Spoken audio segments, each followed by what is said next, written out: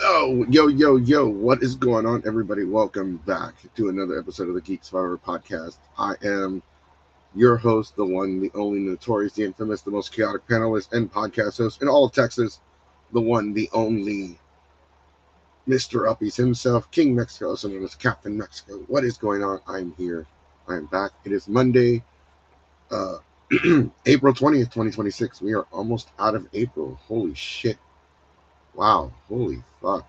I did not realize that April is almost done and we are almost in May. This year has been moving pretty fast and it's crazy to think about that. I am writing solo as of right now. None of my co hosts are here.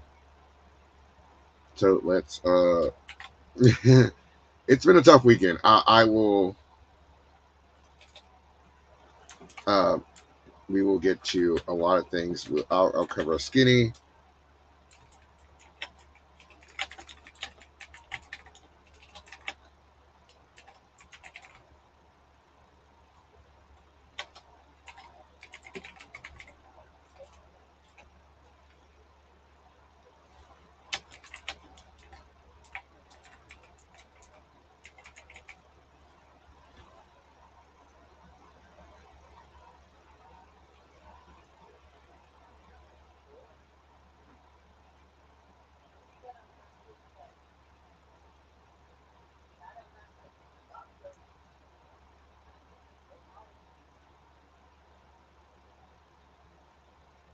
Okay. Like I said, everyone give me a freaking. Give me a second. I'm so sorry, everybody.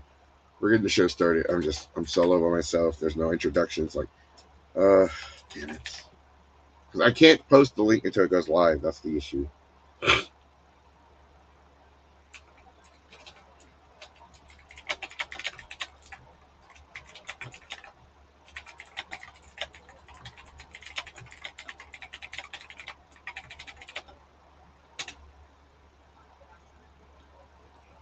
All right. Oh, we already got some people watching the show. What's going on, everybody? Your mic quality's acting up again. Okay, yes. Let me.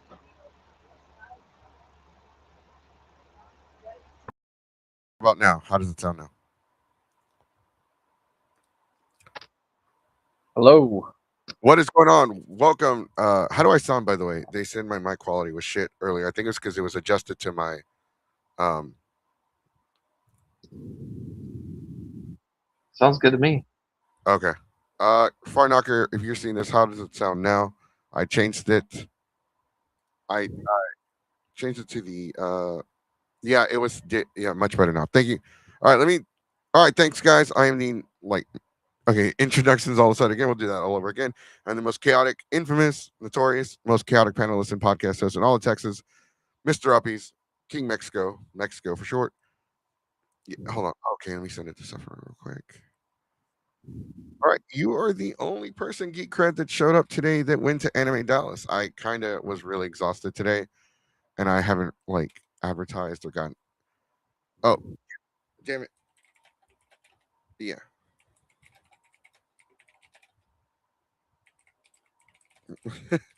dude, I am so fucking tired. I slept all day today, and it's just I'm not. I think Diamond is pretty exhausted as well, and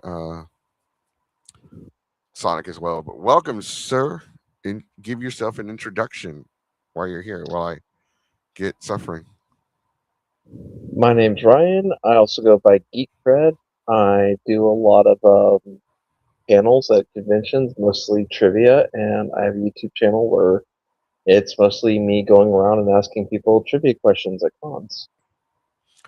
Welcome, sir. Welcome to the show. Welcome to the where we talk a lot of shit about everything that we're going to talk a lot of shit since Diamond arrived on time for the podcast. There's been a few times where he arrives on time. Also, if I have to go suddenly, it's because I have to go take care of my grandmother really quick. So if at any That's point fine. I'm just like, give me a sec, I might log off and then come back in a That's little bit. fine. No, that's fine. We had a big weekend this past weekend. Before we start the show, let's go over a couple things that happened over the weekend. For those of you that aren't aware, yes, we are talking about Anime Dallas and Anime Tyler, two northern anime conventions that went head to head this past weekend. Anime Dallas was Friday to Sunday, and Anime Tyler was Saturday and Sunday. Also, this past weekend was WrestleCon in Vegas and WrestleMania and WWE World two wrestling conventions that take place during WrestleMania. It was WrestleMania weekend, WrestleMania night 1 on Saturday and WrestleMania night 2 on Sunday. A lot of things happened this past weekend, a couple fights, a couple fans crying, and a surprise retirement this past weekend. Uh, Also, the weather decided to shit on us this past weekend. If you lived in the northern part of Texas, you might have gotten hail. I don't know if Dallas got hail, but we sure as fuck did. No, we got Weather hail wasn't bad in at all. Tyler. There was hail in Tyler. It was nuts.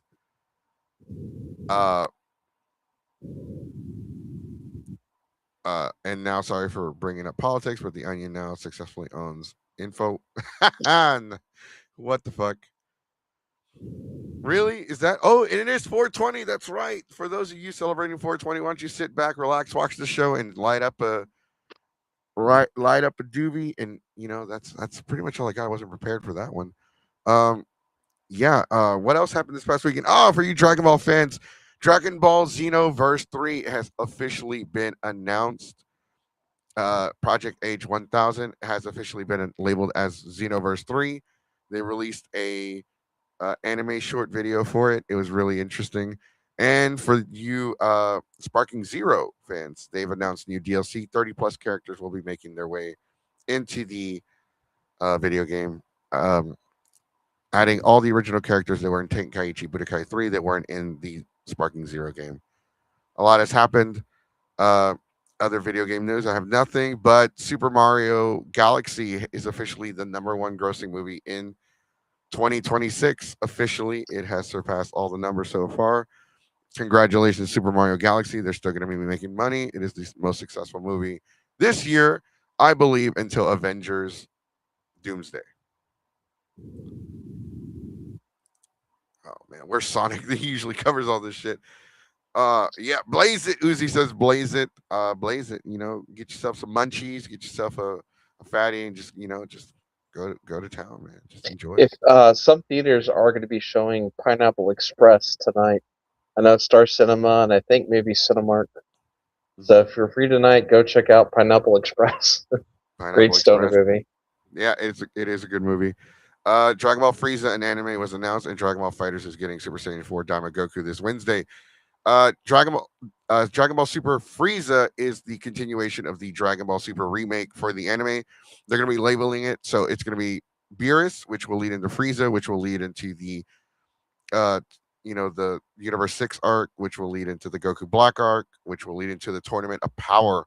This is all leading up to the new Dragon Ball Super Time Patroller against damn, I can't think right now. I can't think of the villain's name. Moro, the Moro arc, which will lead into the Moro arc next year. Dragon Ball is also following the seasonal thing. Once it gets to the Moro arc, they will also be going seasonal. As that's not official, but that's the rumor right now that they are going seasonal, just like One Piece, to give the artists a break. It helps with quality control, putting out a better product, better story, better pacing.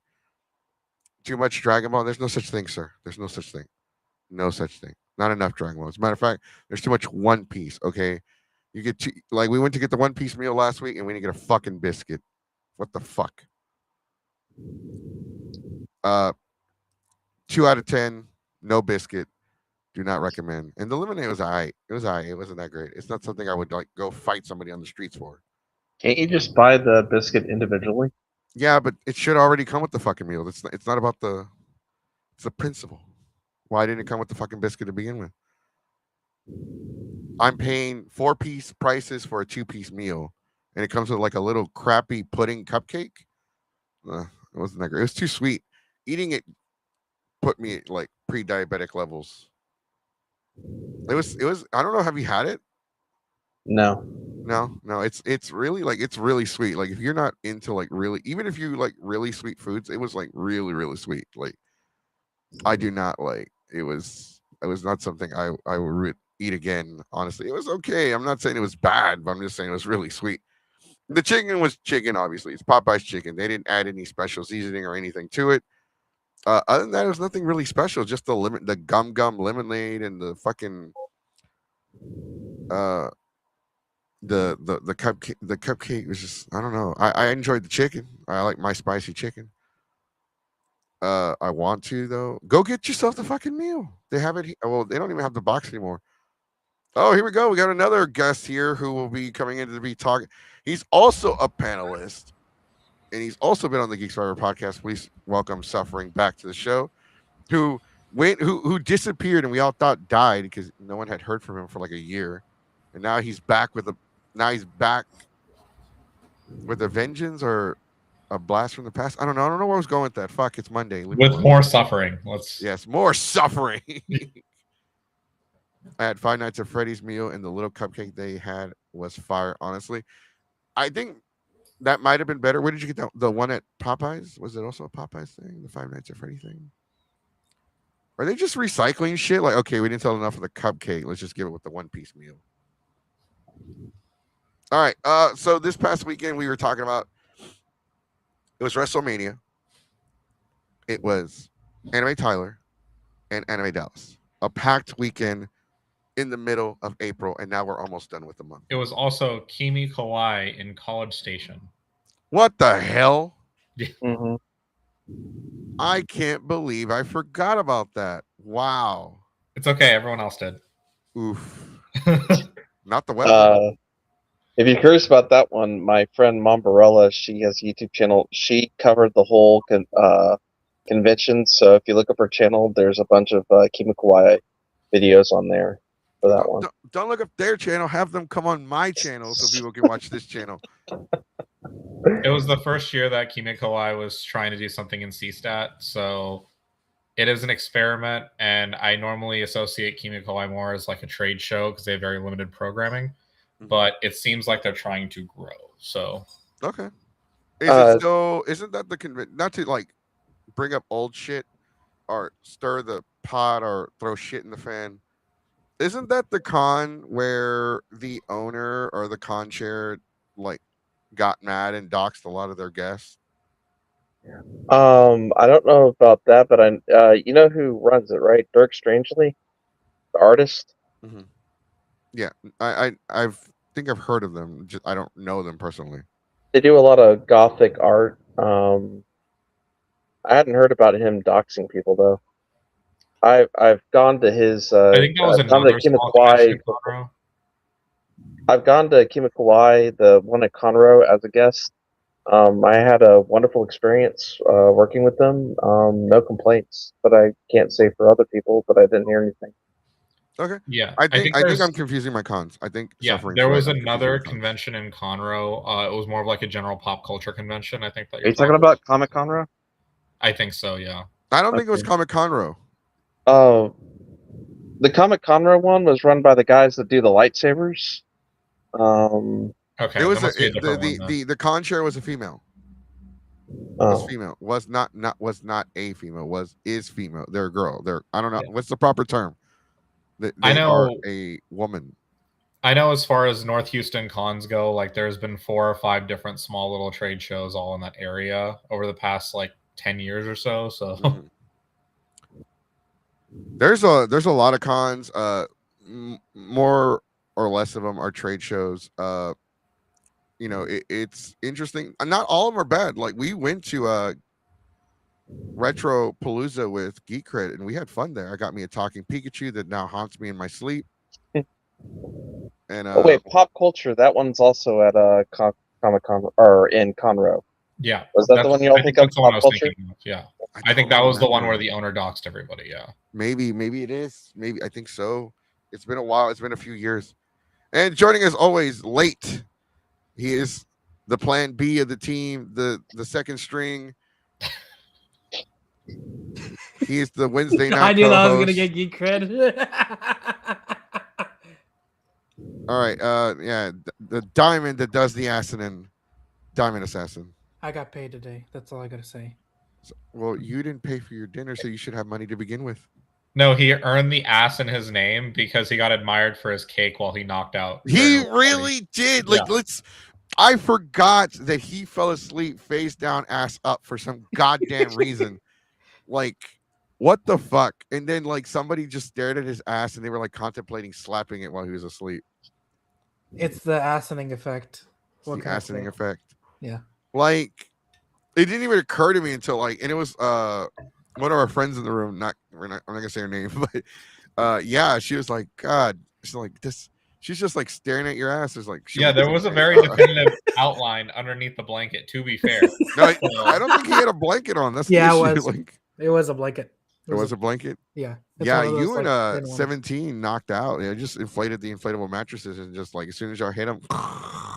Yep. Yeah, no, we were talking about this past weekend. Let's start off with Geek Cred. You were at Anime Dallas. What was your role there this past weekend? I did 2 panels, my hacking your hobbies and my Geek Cred trivia panel. Personally, I thought the weekend went pretty good. I heard a bunch of stuff about things that happened after the fact that kind of worried me, especially since I had taken my daughter there and pretty much let her run around a lot on her own. And then after we came back, heard about some shenanigans and stuff. But overall, like I think the con went really well. They seemed to have good attendance, tons of programming, tons of things to do, decent guest list. Yeah, no, I really enjoyed it. I love the new location they had at Embassy Suites there. Great location right next to the mall. We had 0 complaints. But it's just unfortunately, after we came back, we heard about, some allegations of people almost getting We'll keep it. We're gonna do baby steps because we got a whole Okay. 2-hour show to cover. Yeah, you gotta. And we're actually probably gonna go up to like 3 hours because Okay. we are gonna also cover WrestleMania tonight. Yeah, no, we heard stories, we heard rumors, we heard innuendos of some stuff going down this past weekend. Remember, this is for the audience members. We're only gonna go into deep detail about the convention and the things that affect the things that the convention. How do I phrase this? or within their jurisdiction, essentially. Yeah, Yes. within their jurisdiction. As far as like the actual con, how it was run, a lot of the people that were associated with Anime Dallas in the past and Anime Houston were a part of this version as well. I know they had changed ownership, but a lot of the people that I dealt with in the past with Anime Dallas and Anime Houston were there this weekend. So anytime I had any kind of issues or anything, the staff there was great. I knew a lot of people, so I was able to personally text and hey, I need this, I need that. So as far as that's concerned, it was very well run, especially compared to the last year of Anime Houston. Well, let's not get into the whole Anime Houston debacle. I know. Okay. That's a whole different Can of worms. Not a can of worms. That's a whole I different. wasn't going to go into fucking detail. mess. I'm just saying it was one. Yeah. It was run very well. Like I was very pleased. Was it run better than Fandom Con? I'd never went to that one. No, we talked about it last week on Monday. It was the con inside that metal tent. Oh yeah. Yeah. With the silent disco in the middle. Like, why is there a big gap in the middle of the con? What the fuck? The only complaint that I have about that con was that they had a ton of panels going on, so they split up a lot of the rooms, and so every panel room on the second floor was super tiny. So if a panel was popular, it was packed to the brim, and that's pretty much the only real complaint that I had, is that I felt like they were trying to get as many panels as possible, so they. You would have a panel room with like maybe 20 seats, and it was all really jam packed. So some of the panels were really, really cramped and claustrophobic. Okay. And kind of went into. He's already reviewing the con. The reason why he's kind of already kind of talking about it because he might have to step out at some point. So I guess he's trying to get his point across early. But do you have anything that you would want to know about? No, yeah, we're gonna get to it, sir. You gotta wait. Okay. We're doing introductions. He's like, I gotta go. I gotta go. Hold on, Diamond. Before we continue, Diamond, you gotta see this. I made this one, and I thought you would laugh. Oh my god. Oh, that's so good. Yeah, so that was that's our thumbnail for today. All right, Suffering, who are you and what con did you go to and what did you do this week and what was your role there? All right, so I paneled this weekend at Anime Tyler. I made a few deliberate decisions seeing Anime Tyler and Anime Dallas were on the same weekend as far as what organization I wanted to support. So I did a total of 3 panels, one on Saturday, which was a debut, and then 2 back-to-back on Sunday. And I definitely noticed some things about both what I saw from what my friends were telling me that were at Anime Dallas and also with Anime Tyler. So happy to talk about both and happy to explain my reasoning as to why I didn't put in for a panel for Anime Dallas this year for a very deliberate reason. So okay, that's actually an interesting outtake on that. We will explore further on that. And for those of you wondering, we were also at Anime Tyler, Texas this past year.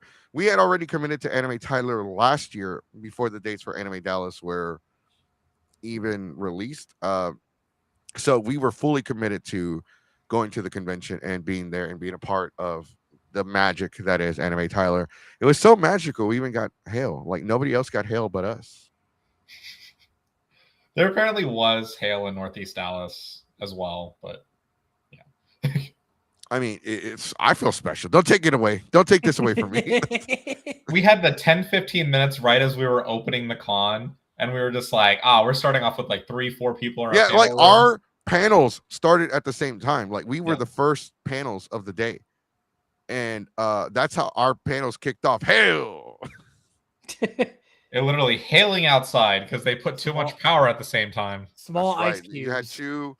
You had like the Roman Reigns and CM Punk going on at the same time. So it was just like we broke the heavens.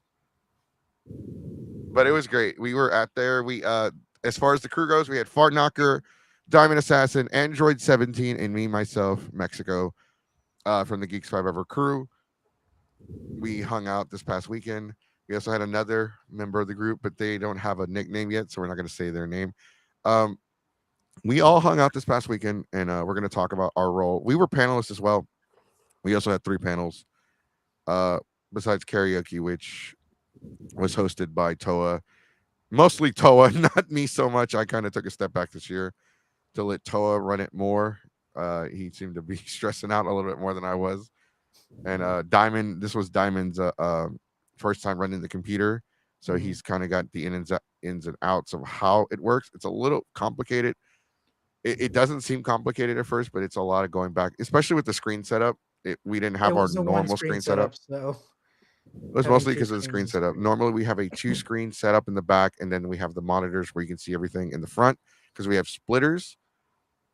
And but it is what it is. Geek Cred, you said you were a panelist. Can you tell us what panels? Oh, you already did. You can you rename them again for me, please? Hacking Your Hobbies, which is my panel about basically how to do fandom as a cheapskate. And like I'll go into how to do conventions on the cheap, hotels on the cheap, even like things like parking, finding video games, things like that. And I'll do a little PowerPoint presentation and talk to people about like basically all my cheapskateness. And okay, so to kind of translate to help you out there, it's on the Discord. He'll go on there. Look, guys, I got all this right here, this whole wall for like $5 for a great deal. That's actually, or like I ran out and without a shirt on and drove to Alvin to go get a Switch for $200. Like or I Switch forgot to wear for pants. $200. I was up there in my tidy whities. Yeah. Basically, like putting your belt on in the car.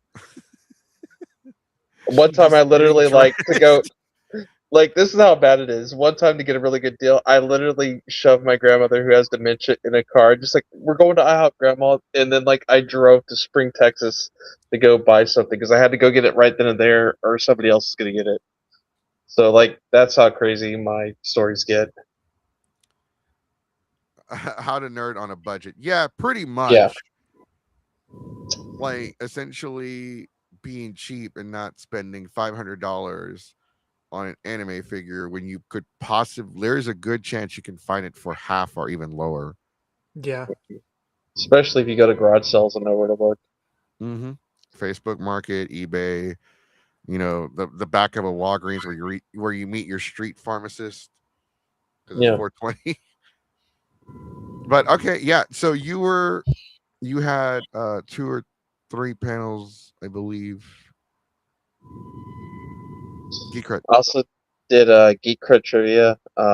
Basically just general fandom trivia, different genres, different topics and stuff. Your I gotta character. leave for a second. Okay. I'll be right back in about 10 minutes. Okay. All right.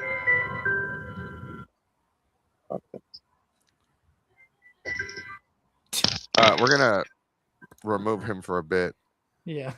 so he comes back. Diamond, keep an eye on his thing. Tell me if he comes Yep. back. Okay. All right, so we'll talk about Anime Tyler. Yeah. As far as the inside track on Anime Dallas, like Geek Cred was talking about, they had 6 panel rooms.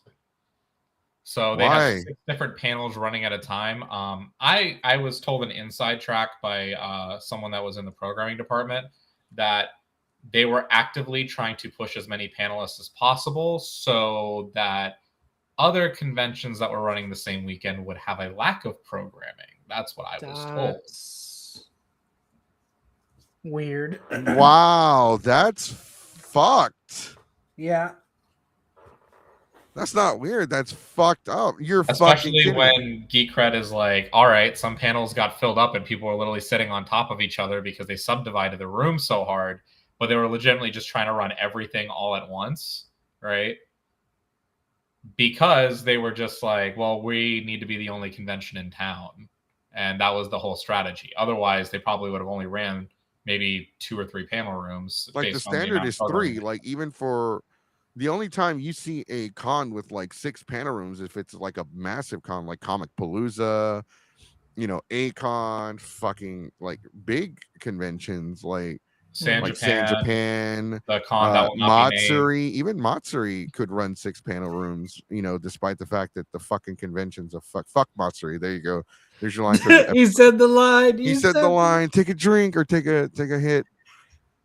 That's fucking crazy. Why? What the fuck? What? Yeah, because IkiCon is a bigger convention, as well as Colossal Con Texas is a bigger convention than Anime Dallas. They only run 4 panel rooms.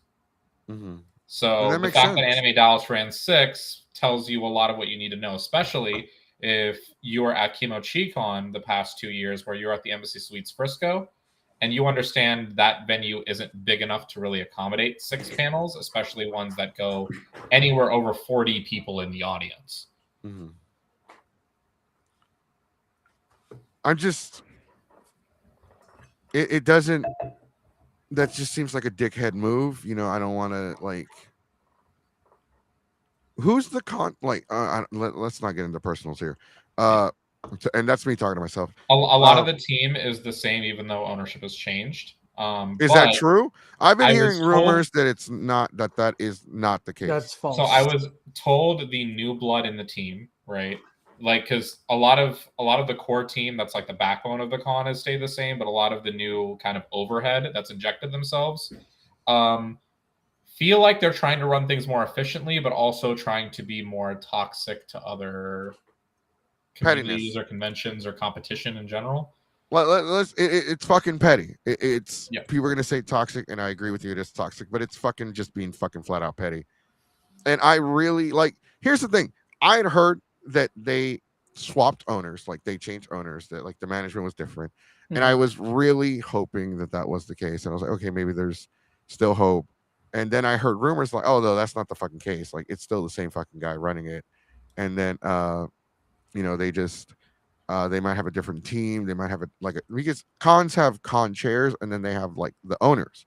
Yeah. Like I forget which con does that a lot. No, fucking Anime Dallas does that. They had a con chair and a con owner. Then the Anime Houston did that as well.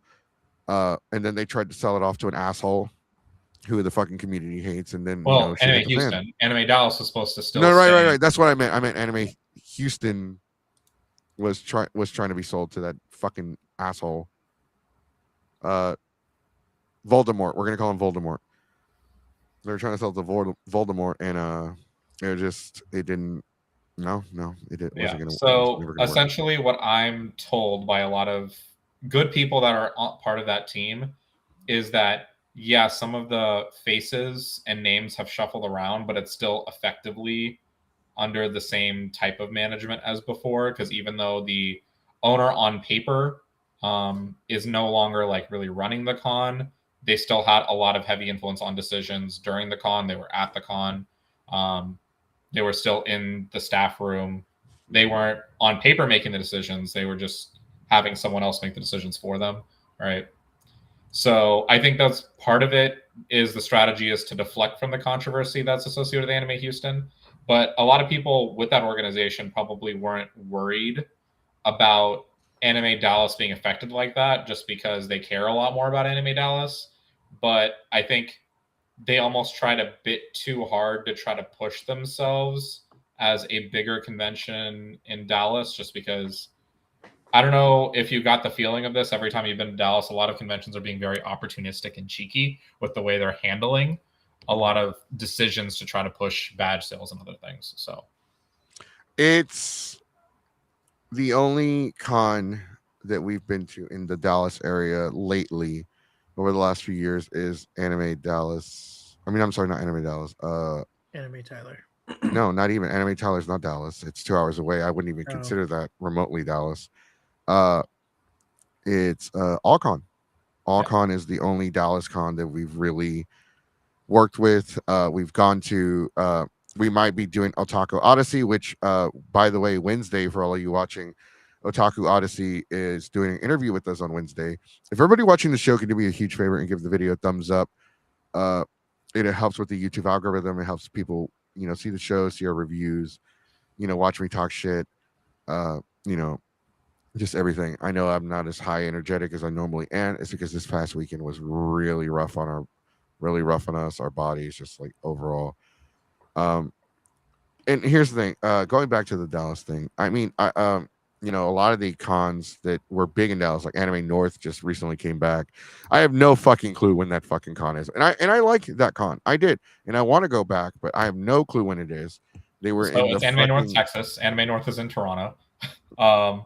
But right. Anime North Texas. I'm sorry. Yes.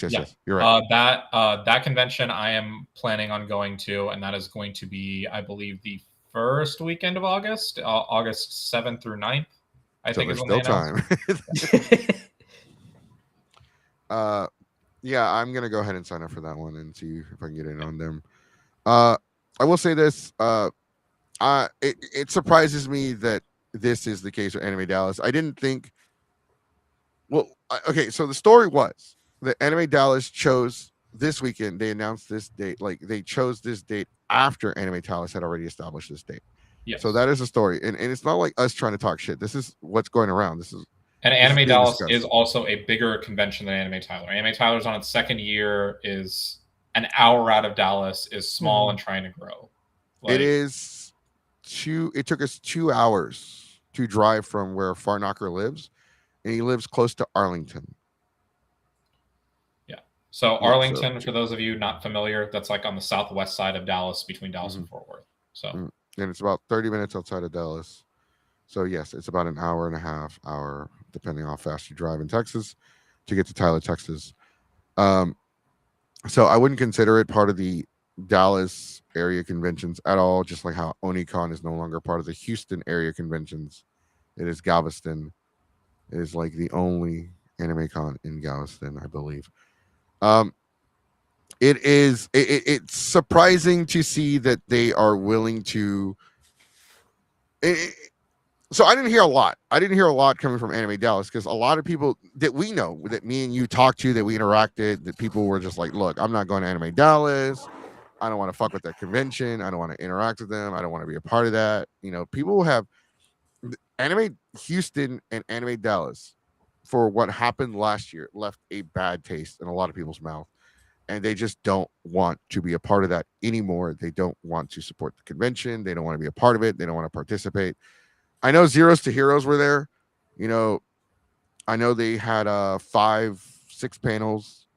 And I was actually really excited for them. I thought I like Josh's panels. He does great. I've never, people say that oh, I have problems with their panels because they're game shows. No, I don't have problems with their panels. I actually like their panels. I just hate game show panels overall. They tend to run game show panels a lot better than other people that do, and that's one thing I can appreciate, because like Goku and I will both recognize the role that game show panels need to play, and in moderation, they're not bad for conventions. It's just conventions have went overboard with them, and that's the main issue we have with them. Yeah, it's. I know Ushikon gets a lot of shit this year for having too many game shows, and that's really not their fault. It's a lot of panelists dropped out at the last minute, and I will say this. Here's one thing I will say about this past weekend. This whole year, we've been talking about attendance numbers affecting everybody. I don't know how much it affected Anime Dallas. We weren't there. We can't really tell you. Maybe you heard some things suffering, but I know for a fact that every convention has been affected this year, whether it's the economy, whether it's the World Cup, or whether it is just fucking gas prices constantly going up. I put $30 in fucking Diamond's car, and the shit barely did half a tank. And it's fucking ridiculous. And like he had $20 left in his wallet. I'm like, look, I'll pay for your lunch. Just use your money for gas. So it's whatever. This shit has just gotten fucking worse and worse and worse this year for everybody. And like Anime Tyler, and correct me if I'm wrong, because you were there last year, but this year it felt about like the same as last year. I felt it was a little bit livelier. Huh? It was definitely smaller. It was smaller? The number was smaller? Yeah. I mean, overall, like if you looked at foot traffic during certain times of day during that first year, you could definitely feel that. I would say, total attendee numbers, and this is not going to sound big to anyone that lives in a metro area, but like anywhere from 500 to 600 probably was last year. This year definitely felt like 300 to 400. And so the con definitely reduced, I would say, because of the kind of running the convention at the same weekend that Anime Dallas is. Partially contribute to that. Part of that of the weather. And part of it is the economic factors that Goku just talked about, right? It's like a lot of people aren't going to drive out to Tyler if they don't live in East Texas, considering how expensive transportation is right now, right? And that's one thing that definitely is playing a role for sure. Like before the war had started, my tank was like maybe a little over $30, and now it's easily 50 every time I fill up. So yeah. We lost the host. He's back. Yeah, I don't know. My computer said we lost your internet connection. It's Restream. It's not. No, how it's not. I just said what it was. He's over here accusing Restream. I just said the computer said I lost my internet connection. Stop jumping to conclusions, Diamond. How are you not in great shape with all that jumping to conclusions? No, it's literally my computer said I lost my internet connection. Look, I don't know. I felt like it was livelier this year. I felt like there was more. Maybe there was a bigger audience last year. Maybe last year. I don't really remember there were certain things about the con that I remember more than others because it just stuck out more. Like the kid who cosplayed Nina Tucker. They were back. They were great. They were back to traumatize some adults. I talk about them every year. That kid is awesome. They cosplay as the dog, the Nina Tucker dog from Full Metal Alchemist. It is great because like Edward, and then like this whole grown ass adult, she was crying her ass off. Like, oh my god, how could you? And I'm over there laughing my ass off. I'm like, this is fucking great. Jesse pointing and laughing. Great. I was pointing and laughing because this shit. I'm like, I get it. It was traumatic, but like, it was traumatic the first time we saw it in the OG series, not like in Brotherhood. Like, all right, come on, hurry up, turn her into the damn dog. There's also a lot of people who have never seen Full Metal and like have just now experienced it. And whose fault is that? Not mine. I'm allowed to laugh. No, I we were talking about it, and I felt like it kind of felt the same to me it did feel livelier in some parts of the con. Like even on Sunday, we had a good number of people attending the panels. I always appreciate people that stay on Sunday and attend the panels. Our Pokemon, did okay. It was pretty well Mhm. for for Sunday. It was good. Saturday we introduced a new panel called This panel "This Panel sucks. Sucks," and so did these anime. And I will get into that a little bit. So we had three we'll talk about that panel and the incident that almost happened there. But we had three panels. We had a Hail of Dion, which is okay. So people say, okay, you stole that from Zeros to Heroes. Yeah, we did, but they also stole it. They hosted my Make Your Own panel during Delta because I ran karaoke till 4 a.m. and asked them, hey, can you go run my panel? I'm like exhausted. So they did. And they kind of got the idea from someone in that panel. So they hosted it. And I'm like, well, if they stole it, I'm going to fucking steal it. So I fucking stole it from them when they already had stolen it. So it is what it is, right? I mean, it's that's all I can do right now. That's all I got. Fuck, I'm so fucking exhausted. We also Hell I Would Die On. This panel sucks, but so did these anime. And 30 years of Pokemon because it is the 30th anniversary for Pokemon. What were your panels suffering? What did you host? So on Saturday, I debuted a panel called Shirai to Dai Shinyu, The Power of Friendship in Anime. Oh yeah. Basically analyzing the different friendship levels that exist within Japanese society while talking about how the power of friendship impacts storytelling in anime. Really cool panel, went really well, I would say. Aside from us starting on a hailstorm, I think that panel was really, really clean. I'm really happy with the debut. That's also going to be at Otaku Odyssey in 2-ish weeks now. So looking forward to doing that and having a bit more lively audience there as well. And then on Sunday, I had 2 back-to-back panels, 2 of my staples. I started with teachers in anime and ended on my speech panel. So literally ran one panel right after another in the same room. And a lot of people wanted to stick around for speech after they heard teachers, which was great because 2 hours of me yapping is like, I don't know. I can tolerate that sometimes. Yeah, no, I cannot listen to myself or even like to talk just for 2 hours straight. Like, that's why I got a co-host here. Fucking Diamond could talk for like 5 hours straight though. I have friends in the Midwest and the East Coast that love doing 2-hour panels, and I'm like, y'all are freaking crazy. Like, yeah, I need a break. I need something. I could host back-to-back panels, but like I need a break from talking that much. I can't I couldn't do it. Like not for 2 hours straight. My brother is the opposite. He barely talks, and when he does talk a little bit, he loses his breath because he doesn't talk as much as how normally people do. So there's meanwhile, I've I been get starting that. to fill out more national convention panel applications, and some of these national conventions that have like really big names or really niche communities are like, oh, you can run a panel for 30 minutes or 45 minutes, and I'm like, but why? What's the point of even having panels at that point? Yeah, 30 minutes just seems. It takes like the first 10 minutes of a panel. That's usually how long it takes for the room to even fill out, right? Yeah, like 10 minutes in what kind of audience you're gonna have. You don't know right away. When you're a panelist, you don't know within the first couple minutes what kind of audience you're gonna have. Because people are still trying to find the fucking panel. Oh, is this panel? No, this is the other panel. Oh yeah, this is it. And then within the first 10 minutes, that's when you kind of really have your audience. And then even then, like people are still stumbling in like 20 minutes after you started. It's like, oh, did I miss the panel? Or yeah, it's a 30-minute fucking panel, so it's pretty much over. So nah, fuck that. 30 minutes is not long enough. Like that's how long it takes to warm up.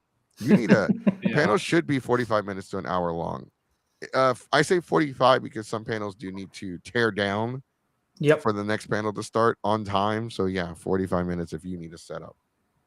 Yeah, but 45 minutes is the shortest I would go if you're saying anything like fun or substantive during a panel. A 30-minute panel is just like, all right, what are we doing here? You're just like offering someone to host a meetup at that point. Like, yeah, photo shoots last longer than fucking 30 minutes.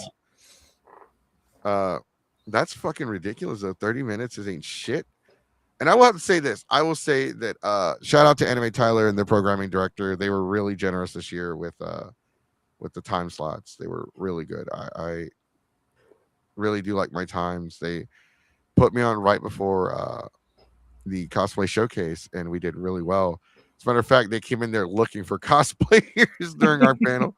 Like, oh yeah, if anybody in here is like during the cosplay showcase, we need y'all now. And like 2 people got up. Yeah, well, I opened and closed the con. So, and I was also, I think, one of the only panelists that basically never had any turnaround time between like the previous panelist and the next panelist. So I think that was part of like the programming team's trust in my ability to make sure I, keep everything running smoothly. But like, we'll talk about the scheduling, right? I think we can like talk about it a little bit, but there was a lot of panels that got canceled. And I know a lot of reasons as to why that happened. Anime Tyler? Yes. Oh, okay. So that's one thing that we noticed. But after you guys had left on Sunday, pretty much I was the only panelist that was there. Oh, yeah. Okay, I could see that. Because I was going to say, like, we hosted our panel. We showed up on time. We hosted ours. And then, like, we were going to end it early, but we hosted until 11:30. We said goodbye to everybody. It took us an extra 20 minutes to get the fuck out of there. And we weren't trying to, like, we weren't in a hurry to get out of the con. We had to drive to Dallas and then back to Houston to catch WRESTLEMANIA. And even then, we only made it in time for the main event, for the Danhausen skit and the main event. Mm-hmm. And that's like a lot of driving on me. I drove for 6 hours. It was just a lot. And then 17 was harassing the fuck out of me for chicken the whole weekend. So we had to stop at a Chicken Express to get him to shut the fuck up. And then we stopped at a fucking Dairy Queen. And we'll talk about the fucking Dairy Queen. Like, this fucking Dairy Queen was like one of the best parts of the whole weekend. This fucking Dairy Queen was the fucking bomb, bro. I made the joke of like, they really like respectfully, they're like, all right, that what you got? All right, get the fuck out of here. No, it wasn't even like that. Like, it wasn't like that. Nah, that would have been made sense if they would have given us like shit portions, bro. But like, we learned the difference. There's a difference between a small town Dairy Queen and a fucking big city Dairy Queen, and it is fucking like massive. Like, for instance, like, oh god, like the large here is like probably this tall, right? For like, he got a cone. Mm-hmm. And so I'm not even kidding, dude. His cone was like that. Like, it was massive, dude. It was like it was a medium cone. Like, they fucking said, "Oh, you get the medium cone, but you get like a tower of ice cream." Yeah. Like, it was insane. When you're in small town Texas, sometimes the Dairy Queen is the nicest restaurant in the town, and it really, really does show when the service of the staff reflects that. Because I've been to some small town Dairy Queens, and it's just like, y'all just gave me the Cadillac of ice cream. Why is this 10 swirls high? Right? Like, no, exactly. Yeah. Like, what the fuck? He was freaking out whenever she handed him my code. He was like, what the fuck? You are. He's like, maybe you should have probably gotten a small. Drew, like mine, I got the strawberry sundae, and like, it was so fucking tall. They put so many nuts and whipped cream and like toppings in there. I was like slurping toppings like a drink because it was spilling on my shirt while I was driving. But yeah, Dairy Queen. Shout out to fucking Dairy Queen. They came through. They came in clutch. We showed up at Anime Tyler. I want to say around 9:30. We got there pretty early, 9:30 to 10, and we got there. It was already raining hard. It was already like hard to see shit on our way to Dallas, and it was a little bit better on the way to Tyler because it was day, so we were able to see better. But once that hail fucking hit that morning, it was zero visibility, dude. You couldn't see your hand in front of your face. Mm-mm. No, and then like they were saying like it was hailing, like it was fucking hail, and like luckily Diamond doesn't have any damage to his car whatsoever. I was afraid like, oh shit, we're stranded here because they were saying hail the size of golf balls. I'm like, oh, there goes Diamond's car. Thankfully, it was slushy ice, and it was it was mainly Sonic melting slushy by the time- ice. Yeah. Basically at that point. Yeah, thank God. Like seriously, we but overall, like I thought it was great. We can talk about the con. The con is small. Like for those of you wondering about Anime Tyler, Texas, it is a small con, but I feel like it's the perfect size for like Tyler, Texas. Yeah. So it is a one thing that a lot of people learned for the first time attending this convention this past weekend is that Tyler, Texas is a dry county. They do sell alcohol at bars and restaurants. They just don't sell it for home consumption.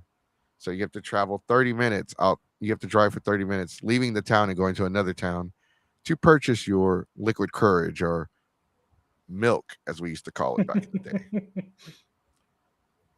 But overall, I mean, we showed up. We ran into you. We know your panel and my panel started at the same time. Anyway, that's the way to kick off the show. They had us started. We were the opening, and opening ceremony was just Toa going, "Oh, hey, welcome to the con. All right, have fun. Have fun. Good luck. Good luck. Bye. Everything's Don't in go the hallway. outside. Bye. Like, Bye." No, it's great. I had a lot of fun hanging out and just meeting people and talking to people and just it's very friendly. The atmosphere is a very friendly atmosphere. I didn't get like anybody felt stuck up or like they felt like they were better than others at all. Not at all. And we got a lot of people come up to us. They came up to our panel. It's funny because we were talking about a Halo Dion. And a Halo Dion just became like a discussion panel about like which animes are like really good and like stuff like that. And the minute we mentioned the Boondocks, we start talking about the Boondocks, and somebody pops their head in the panel like, "Y'all talking about the Boondocks?" Like literally, someone popped their head in the fucking panel room and said, "Y'all talking about the Boondocks?" I'm like, "Yeah, we're talking about the Boondocks." And he just walks in. I love the Boondocks. And I was like, you know what? This is a hill I would die on. The Boondocks is one of the greatest anime non-animes of all time. It is an anime. I don't care what anybody says. It is an anime, and it's one of the best anime I've ever seen. It's definitely in my top 5. And I've seen Full Metal Alchemist Brotherhood. I've seen Naruto. I've seen Bleach. I don't watch One Piece. I've watched all of Dragon Ball. I've watched Ronin Warriors, Saint Seiya, Ranma. I've watched Samurai 7. I watched a lot of anime. I watched all, despite the fact that I say I don't watch a lot of anime, I've seen a lot of anime. And the Boondocks is in my top 5. And I don't fucking care what anybody says. That's a hill I would die on. And we were talking about in this panel, and like we were talking about Dragon Ball, and I was like, you know what? Dragon Ball is one of the greatest animes of all time, if not the greatest anime of all time. And I'm like, and then before somebody because somebody wanted to say something to me. And I'm like, and before you say something like, "Oh, you think Dragon Ball is the greatest anime? You don't watch enough anime." Well, maybe you watch too much anime, because there is such a thing as too much. And that dude instantly shut up. No, but like you had your friendship panel, and I remember talking shit to you about friendship. I mean, all of the prototypical shonen anime get a mention in this friendship panel just because, like, I want to talk about like what it takes to build up a friendship based on Japanese cultural norms. That's a lot of what the power boosts are like determined by in anime and why people complain about it. The only issue I had with running that panel on Saturday is I just didn't know how much time I would have for my whole spiel on defending Fairy Tail. But I could tell none of my audience was familiar with how Fairy Tail gets clowned on. So I was just like, all right, I'm going to keep this quick. And just Fairy Tail gets clowned. I know Fairy Tail but does it really get clowned on that much? Like, yes, I thought it was Sword Art Online that got clowned on a lot. The reason why part of it is because people don't like the fact that majority of Natsu's strength comes from him having support with his friends and the fan service. Yeah, which I would argue that Fire Force is much worse about that, but you know, like so is Digimon. Digimon's way worse with the friendship and the magic. They literally their power comes from friendship. Like my title slide for the Power of Friendship anime is literally Matt's crest of friendship. I'm not joking. No, seriously, it's the crest of friendship. And the Digimon's friendship, their bond, their love is actually what determines their strength, their power. In like Yu-Gi-Oh, the best Yu-Gi-Oh movie, I would argue, is called Bonds Beyond Time. Yep. No, that bond is different. That's not friendship. That's Kaiba being in love with Yugi. Well, Or Yami or Kaiba the wasn't even Pharaoh. in Bonds Beyond Time, to be fair. What was it? The Dark Dimension? Kaiba's. Yeah, he was in Dark Side of There's Dimension. a lot of sexual tension. That was the simping for the Pharaoh movie. I have something to say about Fire Force. So I feel like the whole friendship thing with Fire Force has more to do with the way that world is set up, opposed to Soul Eater. The reason it's friendship, magic, whatever, is because the whole thing with that is the power of willpower, people's mindset to basically alter that universe to do whatever. So that's why I feel like sometimes with Fire Force, that's why that is kind of the thing, is because if somebody just feels a strong enough way about something, they could just will it into existence. Okay, hold on. Here's a question, because you kind of said post and Diamond was talking about it. So in the manga, Fire Force is pre Soul Eater, but the anime's post Soul Eater. No. The anime is pre Soul Eater. Yeah, it's pre Soul Eater. But he said it ends like the way Soul Eater ends. Yeah, they slapped the ending from Soul Eater onto. Shouldn't they have slapped the beginning? Because in the ending of not Soul Eater, Fire Force, they basically, the main character changes the whole world and it becomes the Soul Eater world. The Soul Eater world at the end of Soul Eater is still Soul Eater. It just has politically changed. Right. And I know that. They reboot. I thought it was more of a reboot, like they reboot the whole universe into Soul Eater. But okay, that makes more sense.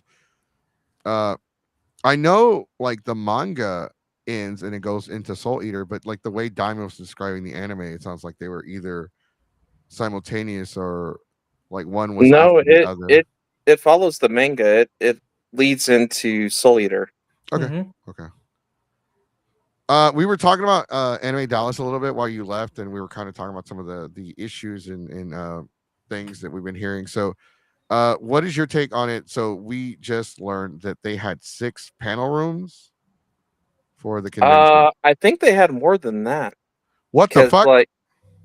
They had 5 upstairs, then they had another 3, and then they had some workshops. Okay, I need to ask you. Yes. Attendance wise, not numbers, just based on appearance. It seemed pretty full to me. And was it a big location or a small location? I would say it was on par with Marriott Westchase. That's a mid. That's Embassy mid. Frisco is laid out the same way as Embassy San Marcos, so think about it in terms of that. No, this one was a little bit bigger than San Marcos. Square footage wise, it's roughly the same. They just have an extended area on the back end, but it is one long hallway going down, if I remember correctly, right? Yeah, but they have a second story on the convention floor. So there's 2 stories. The second story isn't that big. The main floor is pretty big, and then they also have stuff. They had stuff going on at the hotel proper. Okay. So they utilized some of the second floor of the embassy suites with some extra stuff for VIPs, guests, and stuff like that. So there was actually a paid VIP area in the embassy. Okay.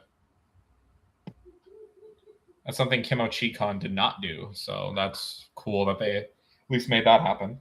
Mm-hmm.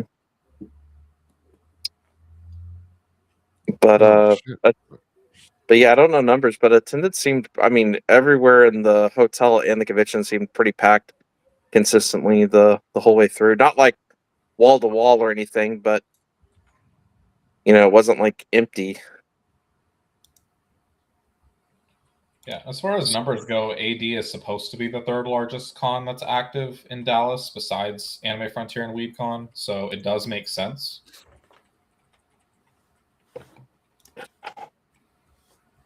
What were some of the other issues that people brought up about Anime Dallas that maybe I can answer? No, or just like too much going on, right? Yeah, Because you're like saying there's more than 6 panel rooms. that seems like a lot, bro. That seems Yeah. like way too fucking like Uh, that's like Comic Palooza Anime Matsuri shit right there. but I mean, there was a lot, but the good side of it was we never got bored. Like, my daughter loved it because she was like, there's always a panel that she was into. Like at any given time, there was something she could go into and do. So, I mean, my daughter loved it, and that's how I kind of base going to conventions now. It's like if she's happy, I'm happy. And plus, there was always at least one thing I could do there. They had a tournament going on in the video game room where not just like the generic stuff, they actually had like Wii Sport tournaments and stuff that I could actually do for a change. They had like workshops going on, a bead table, which I know is generic nowadays. They had a D&D room, but there was always something to do. There wasn't anything that was like unique about it. It's everything there was stuff you've seen a million times at other cons, but there was just enough of it at any given time to where if you looked for it, you would never be bored. Mm. So would you say that they had a bunch of events that could cater to each person, whether they were an adult, kid, or teenager? Oh yeah, absolutely. And so there was a couple or a few older panelists like myself, another one called Omega, and then this chick out of Dallas. I always forget her name. But we all did a lot of retro stuff. And all of our retro panels seemed to do pretty well. I mean, there was a good mix of older people. I mean, the majority was younger audience, like teens, 20s, but there was still like an older otaku crowd at the con, and there was quite a few panels that were talking about like 80s anime. There was a Saturday morning cartoon panel.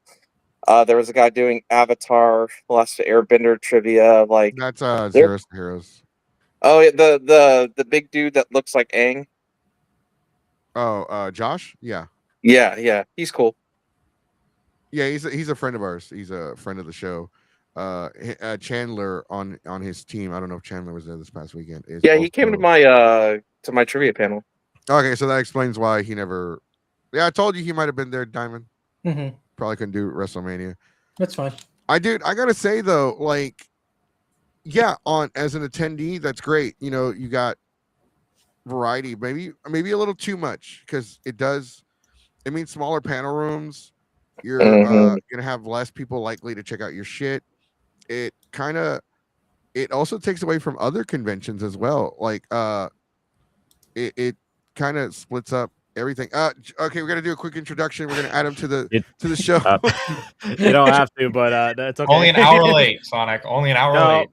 Yeah, I didn't go to Anime Tyler, so I don't want to feel like I'm gonna like not bring anything. But like you're the guy that asked the questions. You asked the questions. I don't think of you like because I don't know what to ask, Sonic. You're here. Also, I have to eat. Oh, yeah, you had to eat. He needs to eat. We just chalked it up to like, man, Sonic's probably exhausted from cheering on at WrestleMania. Like, yeah. Yeah, my throat was kind of killing me last night. But No, yeah, actually, you know what? I want to add that I brought let's see a shirt and a shirt. Yeah. There you go. I want to add about that yesterday. I brought my girlfriend for the first time, and she actually sat down and watched a full wrestling event for the first time, and it had to be at WrestleMania. Yeah. And she's like looking around, like, "What the fuck, guys?" So, like next year for WrestleMania, hopefully it's not during a convention. We're gonna make all of y'all go with us to Pitch 25 because it's even if you aren't like a big wrestling fan, the environment was just great. Yeah. Like just and being there. And next year, since it'll be in Saudi, it's gonna be at noon, so it's gonna be the afternoon. Never mind. We'll do SummerSlam. We'll do SummerSlam in August as a group. No, like Sonic's here. No, but like going back to my, I feel like because they had so many panel rooms, they could expand the thing. Okay, look at all these. Everyone has an opportunity to host their panels, especially like panelists. That's what we do. We submit panels. We do it, especially we have like groups and pages and like fucking things that we try to promote and stuff like that. And that's what we do. Like we try to get our shit out there. And like six or more fucking panels is a lot, bro. I know that's great. You're an attendee, your kid enjoyed it. That's awesome. I'm really glad they did. But that's also kind of like chicken shit, for us, it kind of especially like because Anime Dallas announced this con after Anime Tyler, and then they kind of like, and we were talking about it with other people, and we were talking about it with Suffering. Like it kind of felt like, hey, this is like an incentive to get people to not support Anime Tyler, and I Yeah, think almost like that's a really It's like like trying to they're make it like trying to make a statement, like a threat, kind of like Yeah. you should go to this con instead of that con. So there were about competition. 7 to 8 panels at Anime Tyler that were canceled. Oh wow. And all of those panels also had panels at Anime Dallas that same weekend. So that probably tells you what you need to know as far as where people sort of made decisions and how things were scheduled. Because I know some panelists that I talked to on Saturday saying like, okay, I'm here on Saturday and then I'm there on Sunday, right? That's how I worked it out with a con. And I was like, okay, cool. At least you're showing up, right? Which is great. Pretty much every single panel that I saw on Sunday that got canceled, which was quite a few. I think it was at least 5 on Sunday that I counted. They were probably all at AD. well, you know what? Look, and did you have fun, Geek Raid? Did you have fun at Anime Dallas? As not as a panelist, but as an attendee. You were there with your kid. I know you do a lot of this because you're just like us. I don't want to buy badge. I don't want to buy badge like that. It's expensive. I do wanna add to the whole I do like when my panel has a big crowd. Don't get me wrong. Whenever I have like 200 to 300 people in a panel room, I feed off that like I feed off that like a vampire. But as long as I get a badge, I'm cool if like 5 people show up, 10 people show up. Sometimes some of my favorite panels are when like you just have like 5 people in a room and you can actually like have a conversation with them about a topic. So I did 2 panels, I got 3 badges. I have no complaints as a panelist going there. Staff was great, had no problems with AV or tech, which I can't say about any other con I did last year. I was very happy with the whole experience. And as an attendee, a panelist, I really have no complaints. Like I said, the only one is that I feel like some of the panels that should have had bigger rooms, especially with there was a voice actor that got a really tiny room. I thought that was really stupid. And like literally we couldn't even go in the room. But besides that, really no complaints over the whole weekend. I think that's my biggest complaint though. Like I wasn't there, but it kind of just divides everything.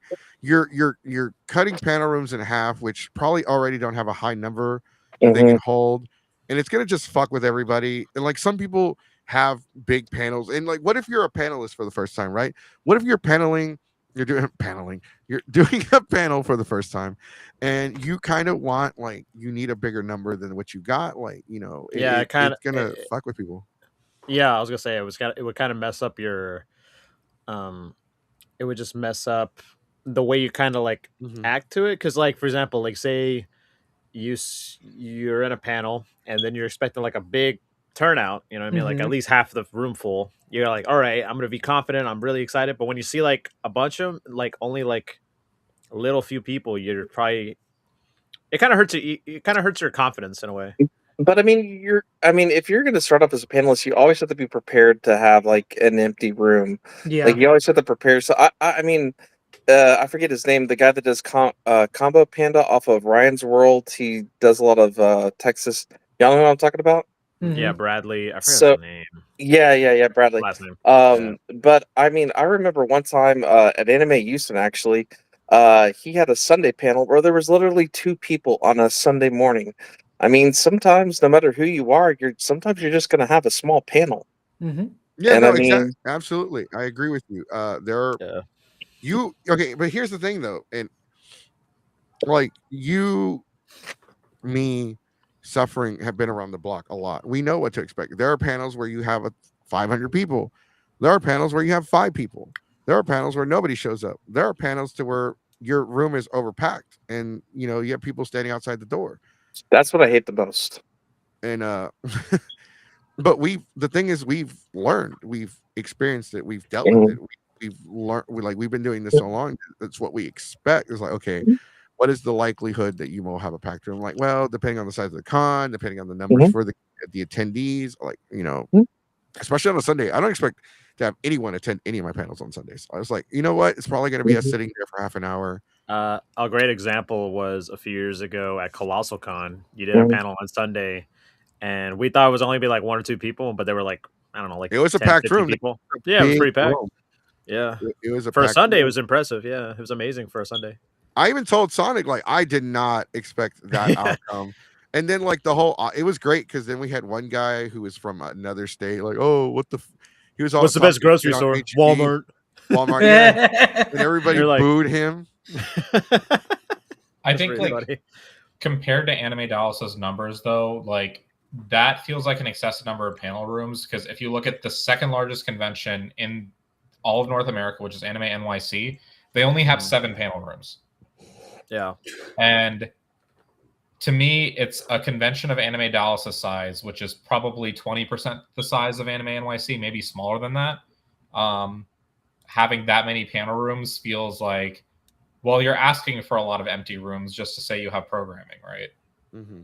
And, like, yeah, an empty room once in a while isn't necessarily that bad, and for a panelist to adjust, but it's really bad when you're consistently planning for it. And I think that's relative to the foot traffic that Anime Dallas creates. I think it was partially just, we just always want something on the schedule no matter what, even if that panel doesn't happen really.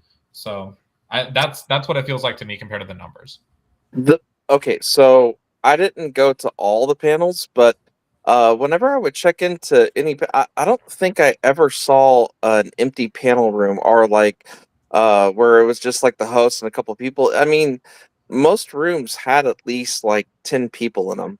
Yeah, but what was the room capacity for what was the capacity for each panel room? Some rooms had like a 20-person capacity, and like I said, some of the rooms were really small. Mm-hmm. I feel like that. Okay, you know how Matsuri does like pictures where they kind of just shove everybody in a corner to make it look packed? Mm-hmm. Yeah. Mm-hmm.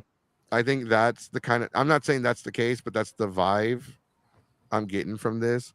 And I feel like there's more of a quantity factor than a quality factor, because like they probably had a fuck ton of panels, right? But like, how many of the panels did you see on the schedule? You're like, what the fuck?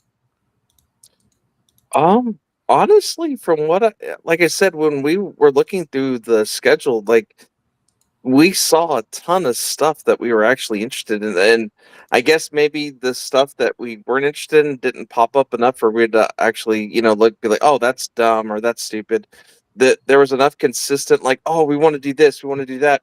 And I would say maybe another small negative is that there were some things that we wanted to do both at the same time because they were in the same time frame.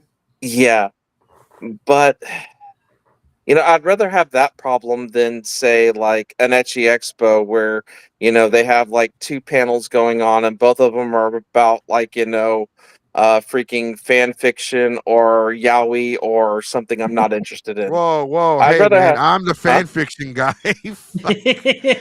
That's not my cup of tea. I'm just not judging anybody. We read shitty fan fiction to make fun of the fan fiction. Hey, different strokes for different folks. That's just not my cup of tea. Nobody getting stroked around here. Hey, yo. Why not? I paid $5. Jesus. No, but I hate fan fiction panels too. That's why we do terrible fan fiction, where we read the crappy like all the stupidest fan fiction you can find on the internet, and I have to read it the way it's fucking written. And I'm over here bitching and complaining as I'm reading. Oh my fucking god, this is so bad. I'm about to have a heart attack. But like, because I'd like to compare real quick. Like when I took my girlfriend to Ecchi Expo this past year, we spent most of the time in the room because like we'd look at the schedule and there was only 2 panel rooms and there was almost nothing that we're actually interested in. So like I feel like that's worse than being overstimulated with too many things. And that's not really a fair comparison. I'm gonna have to, like, just for argument's sake, and not just for argument's sake, but I do want to kind of share that. Counterpoint. I think that's not a counterpoint. Is that, thank you, Sonic. This is why Sonic's here. Counterpoint. That's not. I don't really agree that that's probably the best example because they kind of shot themselves in the foot and everybody canceled 70% of all their fucking everything was either canceled or just like not coming out anymore. Our And at the Deacon had to very step last in and minute, take over someone's panel. if Deacon, if you're Oh, watching the God. show and if you got an issue with what I'm about to say, why don't you private message me so we can talk in front of a Waffle House? I will say this: if you allow Deacon like more than 2 panels, there's probably something wrong with the con. Jesus.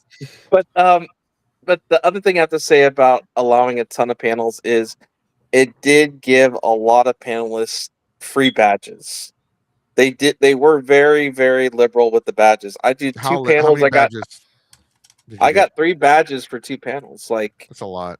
yeah, no, I'm very, happy about that. And like a lot of other people got a bunch of badges for doing panels. And it's like, they did give back. It's like even if someone didn't have a lot of attendance, it's like they still got a free badge. Yeah, their And at the end standard of the day, policy- that's why you're doing it.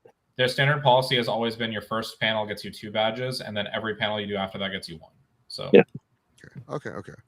We they were lenient with us at Anime Tyler with the badges. That's because we contribute, like we try to contribute a lot. We're there promoting the show. We're there being we did a lot.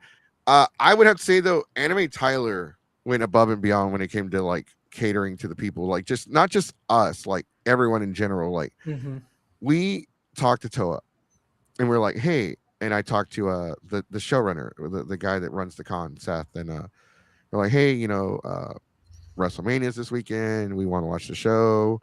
Is there any way we can have a viewing party? They had the bar show it. They showed it at the bar. Like we were the only wrestling fans there, and we had to do panel shit and karaoke shit. But it was the fucking fact that they showed WrestleMania, and like we weren't the only fans. I'm sorry, there were a couple other people there watching it as well with us. But like it was great to know that this con gives a shit about what everybody has to say about it. And like contribute and everything. Like I'm like we before we came on the show, right? We saw it last night. We were in the Discord. If you want to know more about what we're briefly going to talk about right now, join the Discord, join our Discord and get all the insider information. But there was some shit that happened at the con that's outside of the jurisdiction of the convention, but it's still something that people want us to talk about. It is the room, like for instance, like some of the room parties that getting shut down. There weren't that many. They got shut down instantly. Like that, I don't think is a big fucking issue. I know a lot of people bitch and complain about room parties. So it is an issue when this happens. People then go off site because they can't host a room party on site, and then things happen. Right. Exactly. Yeah. No. Yes. You're right. Right. You're right. It is kind of really fucked up. I don't know what the nightlife for Anime Dallas was. I'm pretty sure it was okay. I know you really don't do that many adult panels because you have your kid and you're responsible. But did you actually get to see anything like any adult panels, anything? Did they have a dance, karaoke, anything like that? They did have a dance that my daughter went to. By Saturday night about 10 p.m. my body was just like shutting down, so I went back to the room. I let her go by herself to the dance. She said it was okay. I didn't attend any of the 18 plus panels or anything like that. And I forget if they did a karaoke or not, but otherwise I didn't attend it. I didn't see a karaoke on the schedule. Anime Dallas as an organization has always been famous for their all ages raves. That Greg Ayers usually runs the sets for. So yeah. I don't think Greg was there this year. Yeah, surprisingly. I didn't see him there as far as on the guest list. So I was surprised by that. Do you know who ran the set for the dance? No, I didn't attend, and he didn't go. He was not. Yeah. He was ready to call it a night. Well, maybe you heard from your daughter or something, right? So, she probably doesn't know the name of the person who DJ'd. That's not. She just goes and hangs out with friends and dances. She doesn't really pay attention to the DJs or anything like that. Yeah, if it's not Greg, I really don't know who the DJs ever are. I'm like, who? Sound like a fucking owl. Yeah, I'm a little more plugged in with that, and it was just like the names that I saw whenever I was like looking at the pre-con information for it. I was just like, I don't recognize anybody here. Like, it's probably so. This year, Anime Dallas is probably trying to recover. Okay. Make sure you mute yourself, Diamond. We don't want to hear you pooping.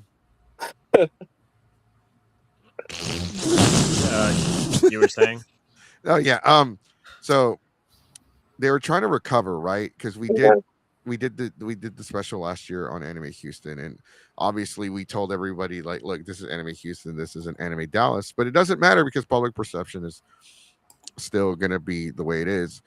And people kind of like we talked to a lot of people this weekend. They want nothing to do with Anime Dallas. They don't want to participate. They don't want to go. They don't want to do shit for them. There are a lot of people that don't want to. Okay, thank you so much for that. Kaiju Core did the set at Anime Dallas. Okay. So there are regular Club Kaiju, which is a local anime club that they have in Dallas area. Okay. So that actually, thank you for that information. That actually helped us a lot. I think, like, I'm not saying that Anime Dallas is bad and deserves the ridicule that it's getting. We tried to say, like, hey, look, this is not Anime Dallas, this is Anime Houston. But we talked to people at, like, before this weekend. They were just like, nah, fuck that. I don't even want to participate. I don't want anything involved with them. And it's just like, I feel like Anime Dallas this year is trying really hard to prove that they are a different convention. Like, this is the same in name, but not the same, like, people running it, the same, like, management, the same owner. None of that shit that happened before with the other convention is involved with us anymore. They're trying to save face, right? They're trying to gain back the community that as of right now, there are a lot of people that just don't want to fuck with them. And I feel like the 6 panel room, like you said, 6, 5, 10, 20, who knows, right? I feel like that's too much. There is such a thing as too much. It kind of takes away from the potential, of the other panels that could have been so much better, so much larger, so much. Like, I like the fact that they're giving a lot of panelists an opportunity to shine, but there is such thing as too much. And luckily, hopefully nobody had an empty panel room at this con. Trust me, that's great. But, like, sometimes an empty panel room as a panelist teaches you. Everyone eventually either has a low attendance panel or a empty panel room, and it teaches you. You learn from that experience. It humbles you. It teaches you, okay, not every one of your panels work at every single con. Like, our anime panels don't work that well at all con. And some of the panels we did at all con don't work that well at an anime con. You learn from that. It's not necessarily a negative experience. It could be a positive one. It just depends on how you spin it. I think that Anime Dallas should reconsider changing its dates, maybe to a different time. And right now it's kind of fucked because in 2 weeks we have Otaku Odyssey, and then after that it's Comic Palooza, and then it's StarCon, I think, is in Corpus Christi. The fact that in the course of the span of 5-6 weeks, we have 5 different conventions going on in the DFW area. 2 of them are on the same weekend, then 2 more on the same weekend, and then we have Otaku Odyssey during Mother's Day weekend. Someone has to accommodate someone at some point, so the cons don't run over each other and all of them run under the red. Right? No, we've been saying this for a long fucking time. Like, we've been saying that, and I didn't even know fucking Kimo Kawaii Con, whatever the fuck it's. Look, I'm not trying to make fun of the con. I just don't remember. I'm not really good at fucking names. Kimo Kawaii Con was this past weekend. I didn't even know that. Because, like, you also had the final weekend of Sherwood, which is possibly going to be one of the biggest weekends for the Renaissance Festival, Sherwood, near Austin. You had Kimo Kawaii Con in College Station. You had Anime Tyler, Anime Dallas, and then you had WrestleMania. And for those of you that think that anime fans don't give a fuck about wrestling, you're wrong. There are a lot of anime fans that are wrestling fans. Yeah, I remember I was at a panel at Anime Frontier a few years ago. It was just like, oh, how anime and wrestling are so similar, and that was a packed panel inside. And a lot of the effects that these conventions are creating by, like, basically crossing each other, is what I would say. Is I'm looking at my Instagram the entire weekend, and I follow, like, a bunch of cosplayers, at least 100 cosplayers, right? Just because I've made so many connections over the years. within the community, and a bunch of Texas cosplayers that go to national conventions are like, oh no, I'm not going to go to Anime Dallas or Anime Tyler, just because it's not worth the effort to go to so many conventions compressed at the same time, right? A lot of them might have prioritized WeebCon. A lot of them said, I'm not even going to WeebCon, right? Because it's like, I didn't want to choose between WeebCon and Creators After Dark. So at some point, right, the convention owners in DFW need to have the same coming to the Lord moment that the convention owners in Houston had, and being like stepping on each other isn't really working. Now, the Houston convention owners kind of made the decision, we're just going to run everything back to back from July to mid-August, which isn't necessarily great either. But I would say that's a better solution than running everything on the same goddamn weekends. I agree. Absolutely, because especially with this coming summer here in Houston, I know we're getting Compalooza, which is happening at Memorial Day weekend. And then a few weeks, obviously the big ones would be DreamCon and Delta H, and not just that, the World Cup is happening. So that's another thing too, another factor. It literally, for anime conventions, it literally goes DreamCon, Delta, then Matsuri. So as far as our community goes, like, you really expect people to go out 3 straight weekends? Yeah. No, but at least that's better than like having all of the conventions on the same weekend, right? Like, that's a more preferable alternative, I think.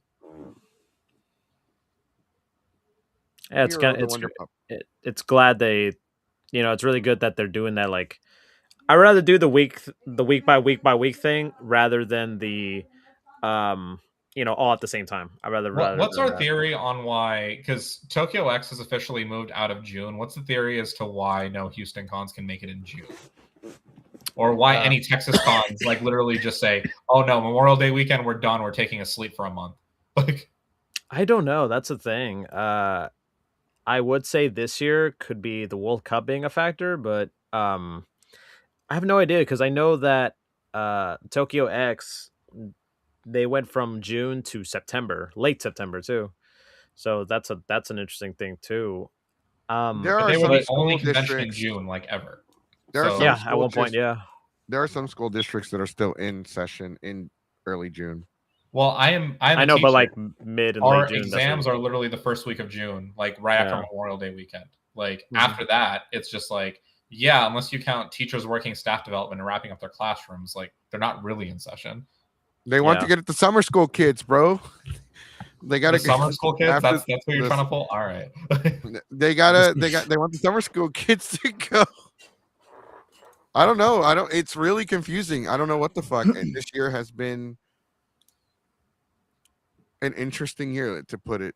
Yeah, because here's the thing, right? Like, as far as the Texas convention schedule goes, right?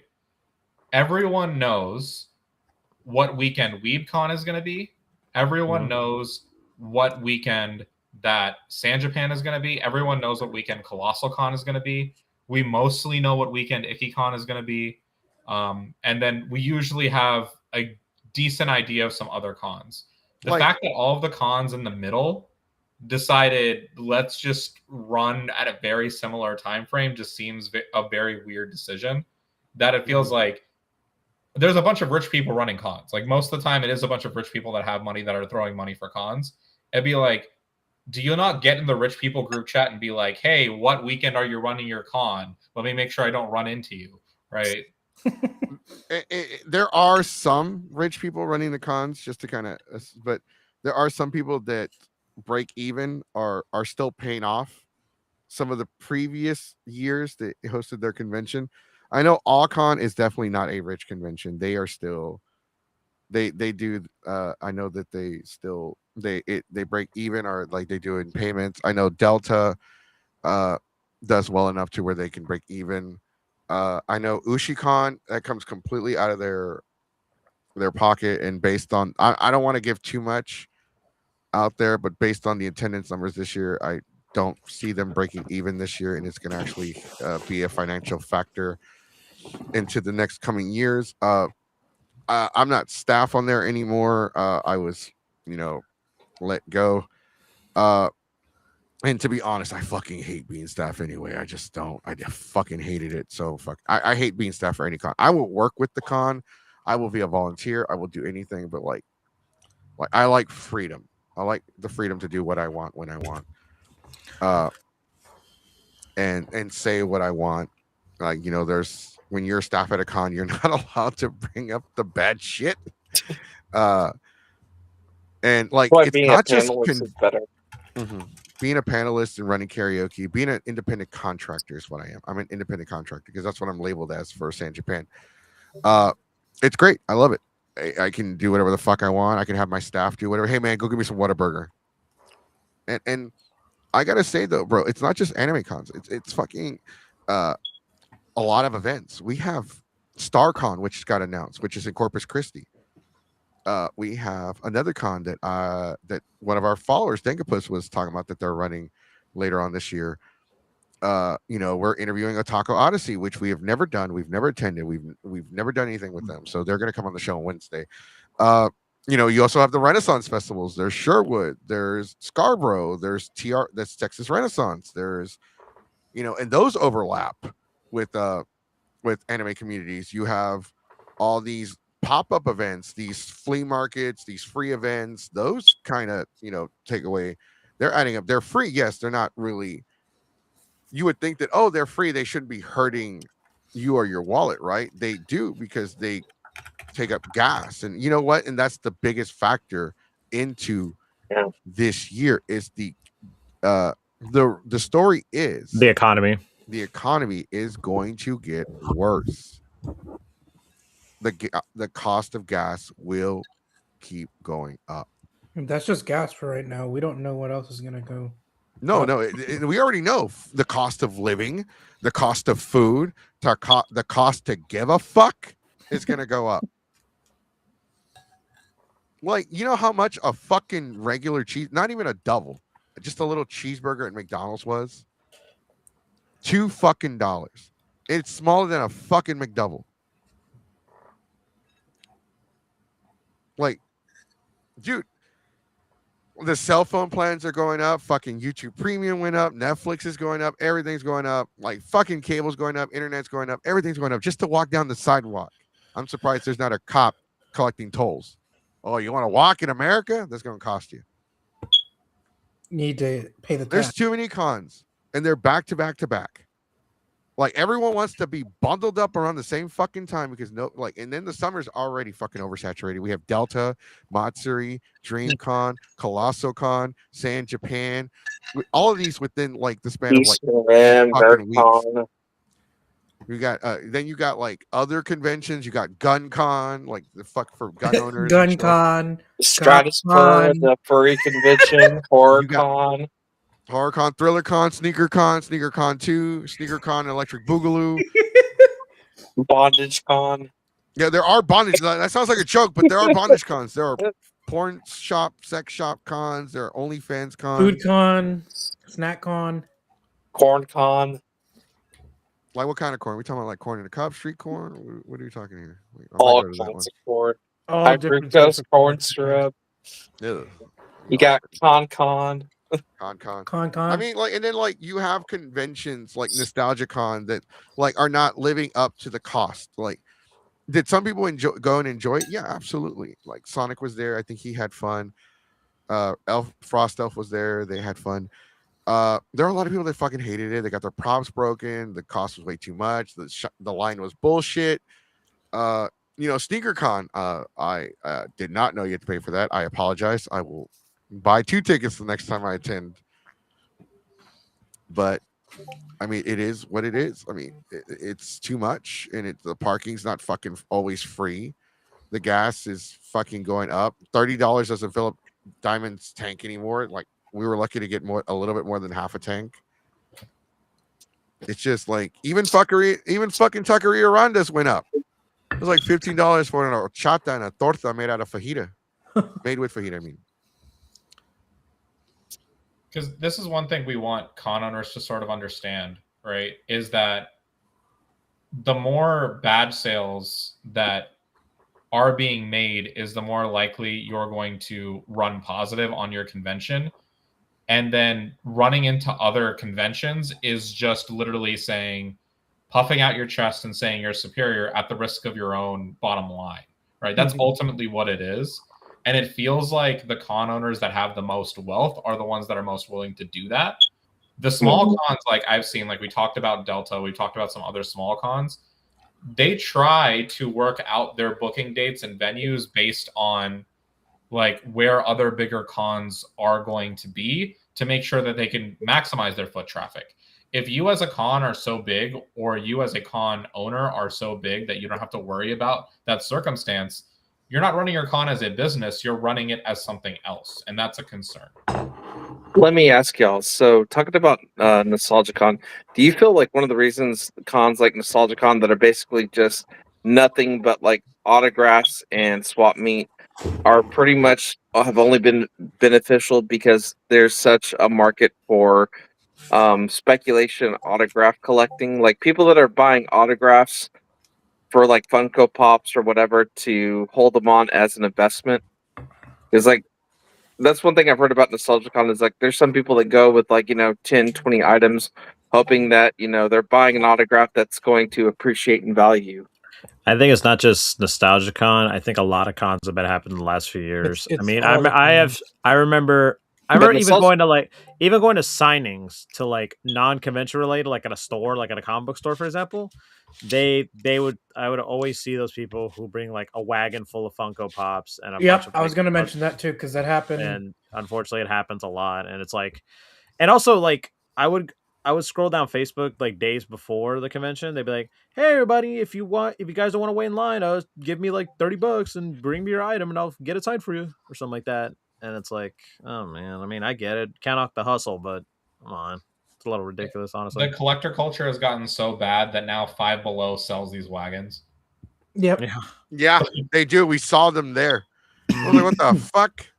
I need to buy a wagon, not for that specific person. Not for that specific person, but like this last weekend made me realize like I really need a wagon because I was breaking my back bringing all my supplies to the panel room. I need to invest in a wagon. Now I know a lot of parents use the wagon as a freaking crib for their 5 to 8-year-old. Right? That's just like laying in the wagon and they're just dragging them. Yeah, that's the only reason I haven't got one so far, because my lazy ass 17-year-old would definitely lay in the wagon and be like, "Pull me, Dad, I can't walk anymore." All right, Chives, let's go. Chop chop. Hey, look, 17 already does that shit. Speaking of 17-year-olds, 17 who's not 17, but his name is 17, would do that shit. He kind of already does.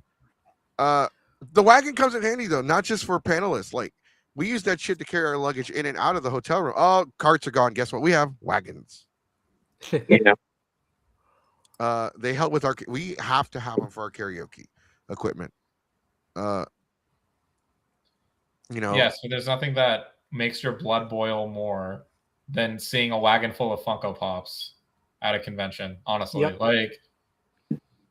Because it's not that we hate with Funko Pop collectors. It's just a matter of, we know why you're here, and you're not going to go to a single panel. You're not going to talk to a single person. You're here to get a bunch of signings and scalp on eBay. That's what you're here to do. That's what. What's worse is whenever you're the person behind the guy with all the wagon full of Funko Pops, and he's arguing with the people that he doesn't want any of them dedicated.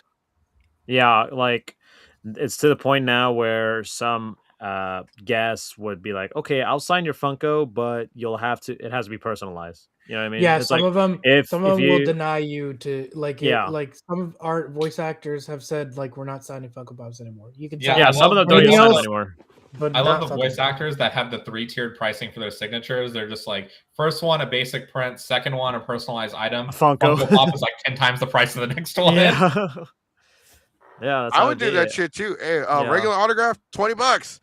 Funko Pop, $60. If you want to quote it, it's extra $10. That's right. If you want me to actually, some of them do charge for for a quote. They would. If you want my authorization for you to go to that authenticity booth that's right outside of the vendor's place, I'll give you that signature for 20 more. Yeah, for 60 and for 100, we'll get you the certificate of authenticity. If not, I'll be like, I don't know who this is. I've never seen him before. That ain't my autograph. That's not my chicken scratch. I wonder if Yeah. you could actually like if it's legal to authenticate your own signature. Like, I wonder if that's like actually legal to do because like I'm sure if like some like anime voice actors thought they could get away with it, they probably would. Mm, But like for an extra $5, I could authenticate my own signature. they usually give a card. I know for Comic Palooza because I've done this before and I've seen it from people. They usually have like the booth that's there to authenticate, and they're just like, "Here's the card, the business card for the authentication area where you can get the autograph authenticated." Yeah, and also another thing too, because like with these authenticators, some of them do require like, oh, you have to take a photo of them like signing or something like that, and some of them would just sneak a photo just like as they're signing it, Mhm. and it's like, oh man, and some of them do. I have seen like videos and photos of like some of these guests, they like get frustrated about it. They're like, okay, Funko, awesome, great, and then they have this look, and then they have to Mhm. like put on a happy face just for the next guest. You always I mean, notice? Have you ever there was noticed an like whenever they sign the Funko Pops, like their signature is just like a slightly shittier yeah. version of their normal one? Mm-hmm. There was an era of anime conventions where, people went to the love of it and guests were fine with just their signing fee. But this collector's culture is the reason why we're paying for every signature, right? Like it really Yeah. I God, I miss those remember. days whenever like anime like voice actors used to just sign for free. I know that's just in the past and it's never coming back, but God, I miss those days. Yeah, it's just another thing too. Is like sometimes I know there's some of these attendees. They're like surprised, shocked of these prices, that they're charging. But it's like sometimes it's not the guest's like choice, like how they price it. It's usually their agency or like other Or the other aspects. convention agency and the convention wanting to also another cut from. But Hairspray. I feel like it's gonna bubble eventually, and you're gonna get to a point when no one, everybody that has a certain autograph they want is gonna already have it, and then like no one's gonna want to spend $40 to $80 on an anime voice actor, signature anymore. I feel like we're in a bubble, and eventually it will burst, well, and then especially if the economy gets worse. well, I feel like as like years move on, new talent comes in. So Mhm. let's say, for example, a pretty young voice actor like Alex Lee. Like before the pandemic, no one had heard of him, and his lines were empty at most cons. And now, like after his Trash Taste appearance, after he's gotten some major roles and everything else like that, every single time I see him at a con, his line is always packed. Right. Yep. Yep. So I feel like the natural filtering out of talent, It's like a life cycle. Yeah. is like it's always going to keep that going. Maybe they won't be as ridiculously high where some like A-list voice actors right now like charge 50-60 for a basic signature. Like I don't think they're going to stay that high. But I think I definitely don't see it where it's just the entire collector's market's going to collapse or bottom out unless we officially go into a recession. That's a whole different thing, right? Yeah, that's a different thing. And then also because like again, like some of these people still get amazed how many times most voice actors, specifically anime ones, don't get paid as much as you would think. You know what I mean?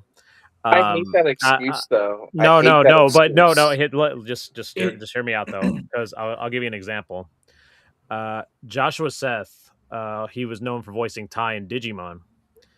He actually did a small, like a 1-2 line character in the SpongeBob movie. He got paid more in that 2 lines that he ever did at voicing Digimon. The entire time he was doing Digimon, he got paid more for those 2 lines than he ever did for Digimon, and it's kind of insane to think about that. Like, Yeah. another example is that some of the Jujutsu Kaisen voice actors, specifically for the movie, the movie was doing box office numbers, big numbers, and they only got paid like $100 or $200. Oh, I totally get that. It's just like with the Power Rangers, them getting screwed as teenagers and working all that stuff and getting so popular and everybody knowing them and them only getting like $100 per episode.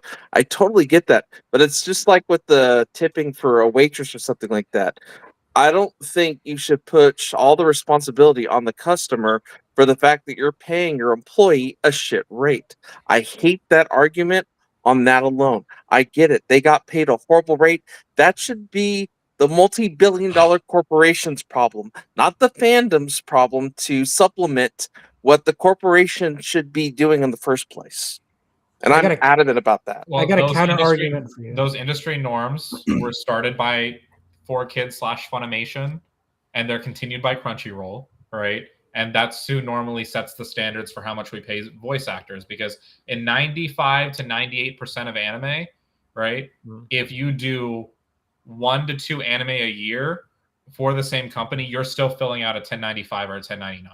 Like, you're not making enough income for it to be taxable. Like, that's how small you get paid for a full season of anime voice acting in 12 episodes. Oh, I get that. Like, and that's horrible. That's awful. That should be criminal, honestly. But it shouldn't be the responsibility of the customer, the viewer, to supplement it.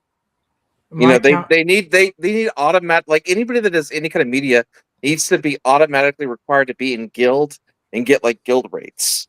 Once again, that should be the responsibility of the corporation who's getting tons of money to be forced to have to pay a better rate. Like, I get it. They're getting a shit rate, but that should not, then turn around and be like, we got paid crappy, so we're going to charge a 13-year-old girl who wants an autograph by her favorite voice actor $80. Point to all you're talking about is that there is a lot of people that still to this day who don't go out of their way and see that majority of the voice actors don't make a lot of money, and majority of the people, 9 times out of 10, I kid you not, all of them think that they're all billionaires. And that's the mindset that they have, not because of like, oh, like they don't think, oh, he's just a voice actor. He's doing this part-time, or it's not like a big role. They put him on a pedestal like an actual celebrity, an actual actor, and because it's part of the acting genre. Also, too, is like with the rise of AI and all that stuff. Either that, unfortunately, I think there was a company that recently tried dubbing an anime with AI, and it just came out awful. And they're like, "Yeah, we're not doing this anymore." You remember that? Yeah, terrible. That was a trash dub. What's sad about that is that you have to think on terms of compare like AI now to like 1980s computing.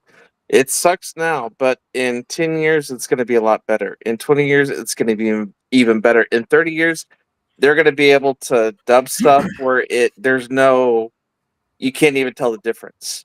Give it a little bit of time and it will be completely human-like. That's why we got to rise against the machine. All right, we're going to get back to the con. You were there as an attendee. You said you enjoyed it. We did get some pictures from Anime Tyler. We got some great cosplay photos right here. It will pop up. There we go. A lot of invisible people there, Jesse. Yep. What are you talking about? Those people right there. You got the US title, the UK title, and then we got a second picture. The belts were everywhere this past weekend. That's not even all of them. That's the really messed up part. There's a couple missing. I think you anthropomorphized your belts a little bit too much. No, I only have 8 belts. I was going to ask you, belts that we had this did you ask for the picture that we got taken? The one with like all of us in cosplay with the belts? No. Fuck.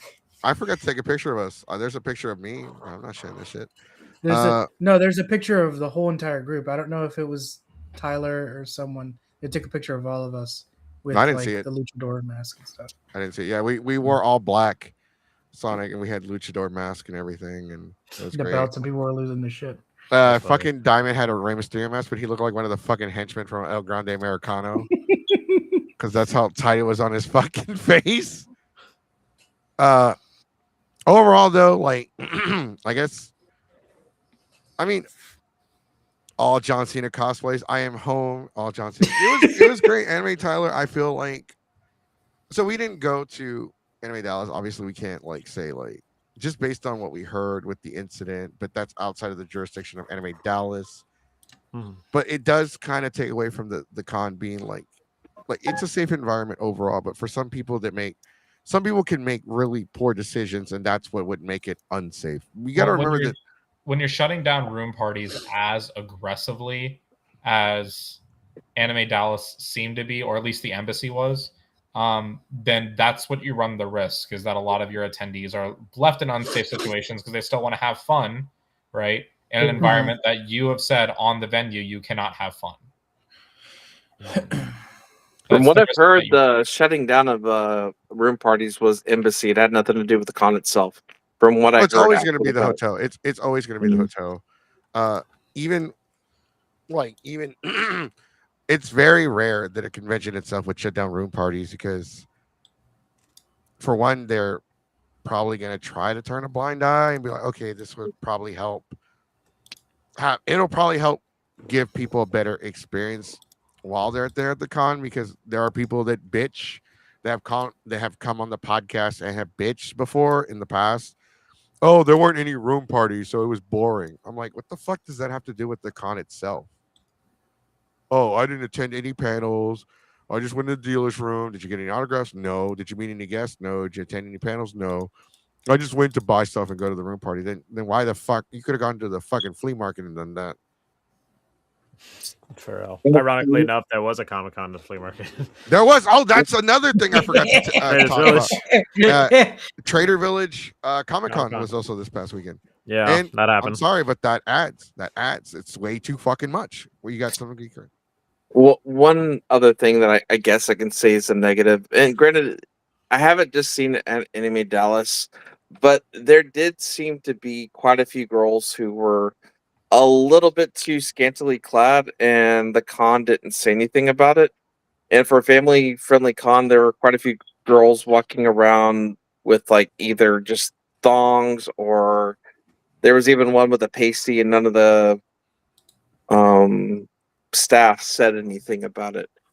And like, I don't like being a prude or anything like that, but for a family-friendly con, they do need to be a little bit more strict on, stuff like that. Did it have a dress code or anything? Not that I can see, but there's typically an unsaid, if it's a family-friendly con, there's like an unsaid, like, if someone's walking around with like pasties on, they typically will say something to you. But like, and there was a Jinx there that was like, had her ass cheek showing and stuff like that. And once again, I'm not trying to be a prude or anything, but like, for a family-friendly con, I do think they were a little bit lenient. And then on top of that, they had like a little league thing there. So like the whole Embassy Suites lobby was full of like little kids and stuff like that. So that's the only slight con I have to say, is that I feel like they could have been a little bit more strict about wardrobe. I feel you on that one. I gotta say, it's kind of like Comic Palooza, where there was somebody that was doing body painting, and I used to know them. I haven't really talked to them or heard from them in a long time. They had like the people walking around like the underwear, and their whole body was painted, or the pasties and their whole body was painted. It's kind of like that. I kind of agree, but it was well within the dress code. Like San Japan gets strict on it, but they have a posted dress code.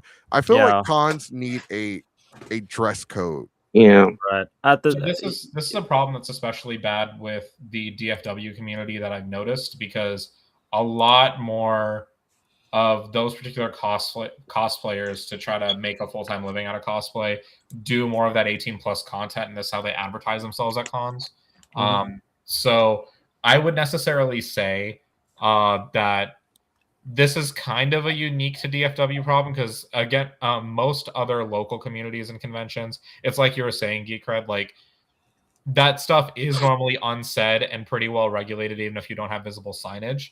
It's just a matter of, I think this is a unique to DFW problem at this point, especially because there's more and more saturation of, I would say, people trying to make DFW the home for 18+ anime content now, especially, given the climate and the environment for how old the DFW community is as far as its relationship with anime. So yeah, I think it's a consequence of that more so than anything. Has Anime Dallas in the past, even when they're at your Reunion Tower, been like more permissive of that stuff than they should have been? Probably. But I've also seen equally as many people get hounded for it in previous years. And one thing that I felt about Embassy Frisco, especially when Kimochi-Con was there, is, I don't want to say the staff likes seeing that type of stuff and they sort of expect seeing that type of stuff, but it's just like, I don't think they have much of an awareness of how to run family-friendly stuff and have it not cross. At least as far as what I've seen from other events running at that particular venue. So that lack of regulation probably is not... I don't blame that as much on the con as I do as just the general environment it's in, mainly because I know probably if a volunteer sees something, they're going to say something. But, and I don't think like Anime Dallas necessarily had a lack of personnel either. It didn't seem like that was a problem this year. It was just a matter of there was a lack of will to actually keep it family friendly, and that with a lot of DFW cons, whether it's WeebCon, whether it's Anime Frontier, whether it's a lot of these other cons, there is a very distinct lack of will to be inviting to the under 18 crowd for sure. I can see that, and I've only ever gone to this one, WeebCon, and Windbloom. But I agree with you. Okay, another negative I have, but it's not towards the con itself. The Embassy Suites. One thing, I went to the evening reception where, like, if you had a room there, they give you like a card with some free drinks on it. I noticed the staff there was not carding people, and there was some kids there that I knew for a fact that were like under 21 that the hotel was serving drinks to. But once again, that's not one of the incidents. That was one of the incidents that people were buying drinks for people that were underage, under 21. Yeah. There was, and then after that, but I think that was from the bar proper. I'm talking about the evening reception that was in a different area. Oh, so, okay. Yeah, one story that I had from an evening reception is apparently a minor had taken one of these evening reception drinks, right? And because like someone that was older saw they already had a drink in their hand, bought them a drink, then spiked that drink, and then took them to another hotel. Oh my god! Yeah, that was just. And that person was underage. They were like 19, 20 years old. So, and so God, I hate that. With one false flag and it goes to more false flags. And I'm sure like if we've heard about some of these incidents, because like just from the woodwork out of what I've heard from Anime Dallas, this happened at least 4 or 5 times, where someone's drink got spiked and they were going off site to a room party because all the room parties on site were getting shut down. And then they came dangerously close, if not like right there from something very, very, very bad happening. Thankfully, like everyone, all of the stories that I knew, they had friends with them to get them out of there before anything escalated. They were, the friends got them out of there in time. So, and I've all 4 or 5 incidents that I kept track of. It's literally just like, okay, you went in a group, you were clearly a little bit too messed up. And that's what it is, right? But it's a dangerous situation, especially because then you don't, all of a sudden you don't feel safe and engaging that part of the convention environment and going alone, right? Because like, that's obviously going to be more likely to happen to a girl, right? But even as a guy, right? Like that is an easy way for me to get robbed if my drink gets spiked. Right? Yeah. Well, you're speaking to someone with a 17-year-old daughter that, like, next year she's going to start going to ones on herself, and that's always been like a huge, huge fear of mine. And like I always tell my daughter, like, you know, whenever you have a drink, it needs to be something with a cap on it. You need to keep it on you all the time. Don't leave it, you know, when you're taking photos, keep it with you. You know, it's always like one of my biggest fears, but I'm definitely gonna email the embassy because I have like a little thing where I can like review them and stuff like that. But I'm definitely gonna mention that, like, you know, hey, I saw your staff at evening reception, like, you know, not carding, because that's just unacceptable. But no, they need to be more on top of that. You know, they need to be overall, like, yes, please do that. But overall, guys, if you're watching this, when if you're having room parties, you're buying drinks for somebody, make sure they're fucking 21. You know how many fucking room parties I've fucking been to where there's people that are clearly not 21 in these motherfuckers, but you're still giving them fucking alcohol? Dude, it's fucking like, what the fuck? Yeah. You have to fucking card. Check IDs. And just because they are 21 doesn't mean you can put shit in their drink either. That too. Yeah. Yeah. Don't do Absolutely. that shit. Don't Absolutely. do that fucking shit. Do not do that shit. If I we usually throw a party at Delta, and if you do that shit, you just look. We gonna have problems. We gonna have problems. We gonna have issues. Okay. Let's just put it out there like that. It's sickening behavior, especially with the whole motherless situation. Women need to be safe out there. That's one of the comments I just read. It's fucking sickening. Like it's Did the person get their ass whooped? Are they in jail? Did anything bad happen to them that you're aware of? Like were there any repercussions? That's what I meant to say. Like, did they get in trouble with the law as far as trying to assault this person and spiking their drink? I could have sworn that I saw that they mentioned they got someone in custody. I don't remember exactly. Yeah, I haven't heard of any arrests coming out of Anime Dallas, but I've heard of at least 4 or 5 incidents of drinks being spiked. Yeah, I haven't. Being taken Same off thing. site. I haven't heard of a single arrest either. Yeah. And this is another con where shit like this is happening. Look, I get it. The room parties are not legal. They're not supposed to be there. But you can't just shut all of them down cold turkey. You gotta, shut down the rowdy ones. Like Creators After Dark, they had issues with their room parties. And that spilled into the fucking con. And the con should have fucking stepped in. That is one of the few times where I feel like the con should have taken responsibility and stepped in and shut that shit down. But also, if the fucking room party is stupid, shut it the fuck down.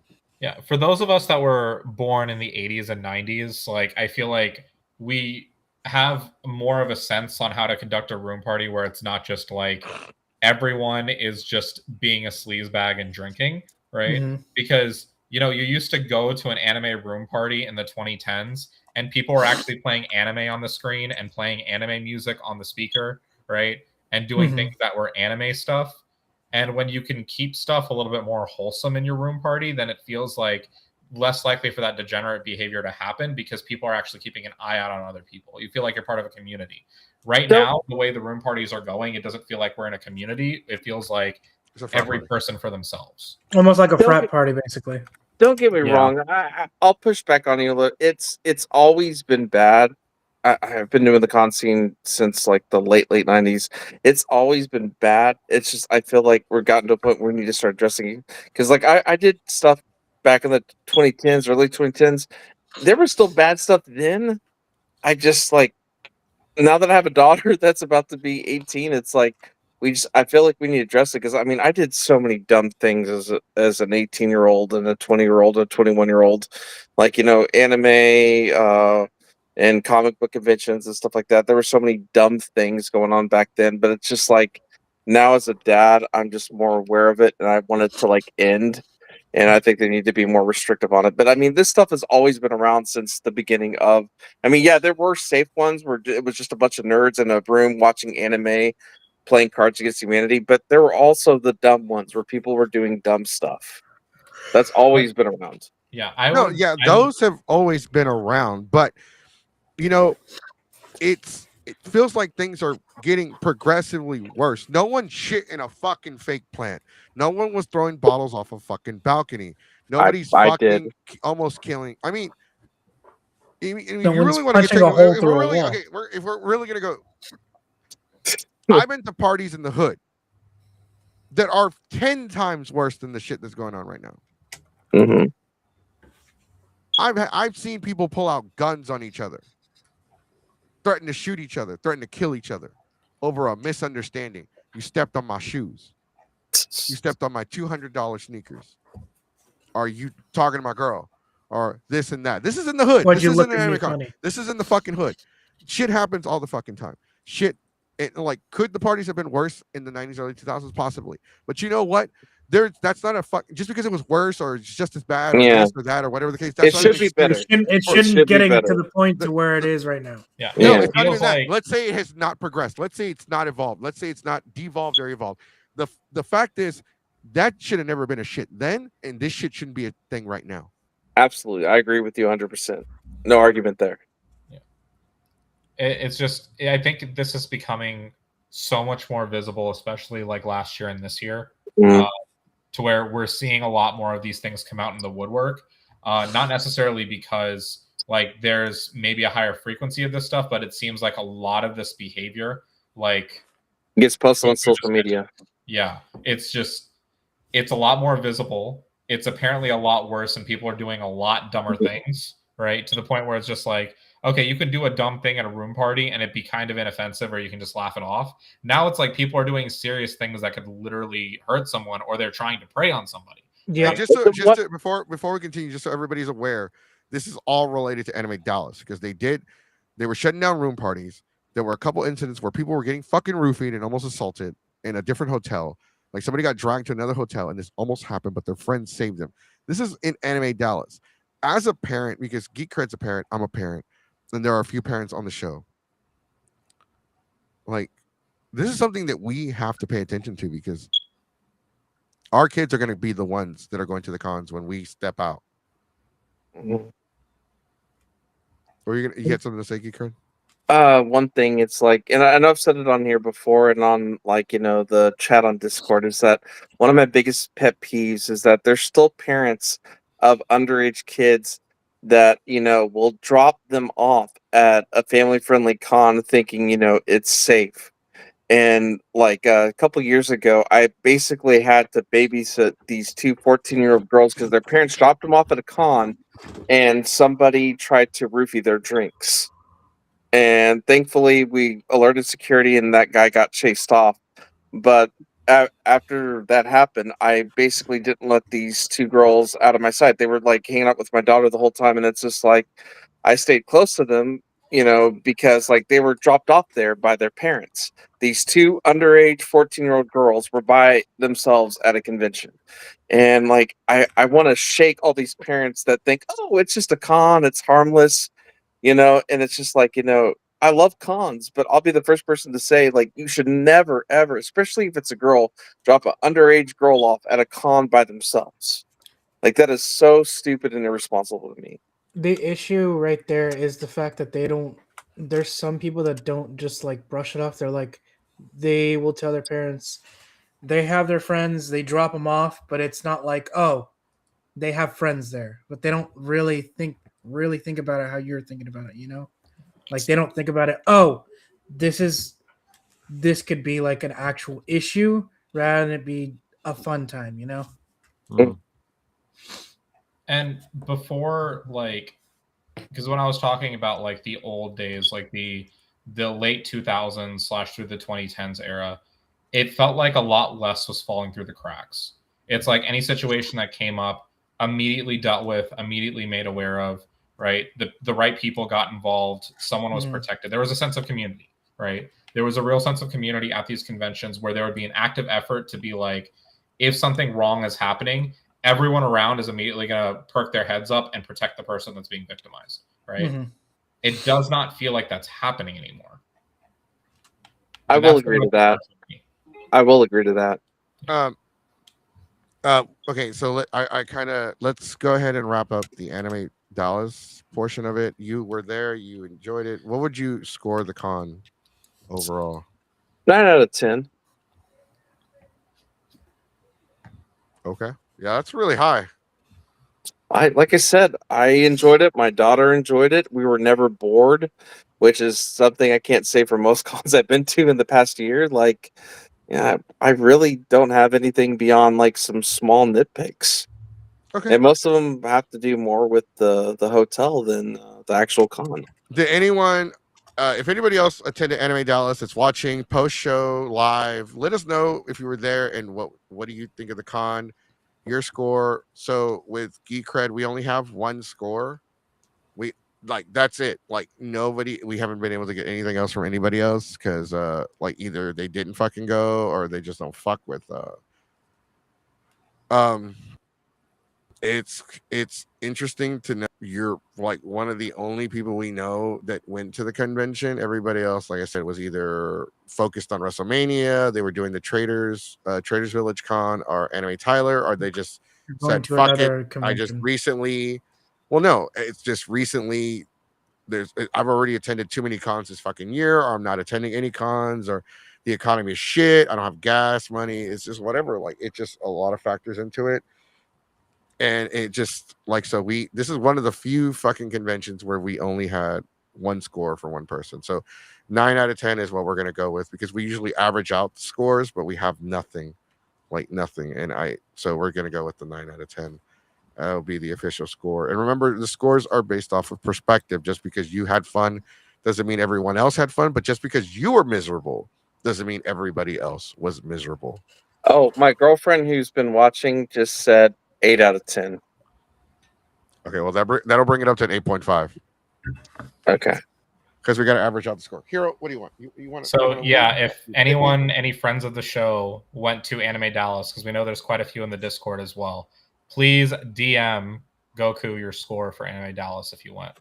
Yes, please. If you don't want to post it on the show, please. I mean, not a lot of people went, honestly, like because I know some of our Dallas people were they have Otaku Odyssey in a couple weeks. That's another Dallas convention that's coming up, and that's already like it's easier for us because not buying badges saves us a lot of money throughout the year. But the hotels for the most part for us are not free. No, but I know somebody's gonna give me shit like you didn't pay for like this con or that con. Like, yeah, because I'm either on staff or I'm independent or I have a contract. I think the last time I had a free hotel from a con for doing a panel was like, I think the very first Weeb con I did, they sent me off-site to Gaylord and had me drive into the Gaylord. So, I mean, that's still better than paying for it. I'll be honest with you. Yeah, at but San Japan, that was the last time, and that was like 3-4 years ago, probably. I think we stayed across the street from the secondary hotel where the mall is, right there at the Riverwalk for San Japan, and I was okay with that. It was like a 3-minute walk. I usually crossing the street during San Japan and Kawakan. I usually try to stay along the Riverwalk at another hotel because I like to be the weirdo that has been to every single Riverwalk hotel, like because I lived in San Antonio for 2 years. So, yeah, I usually like to try out a different hotel because I've stayed at the Marriott River Center, I've stayed at the Hyatt. Right, I want to try something new every year. So, yeah, like. Okay, so 8.5 is the score that we're gonna go with. I'll type it up a little bit later today. Now, let's talk a little. Okay, so Sonic, I have a question for you. Yeah. Did you go to the Trader Village Comic-Con?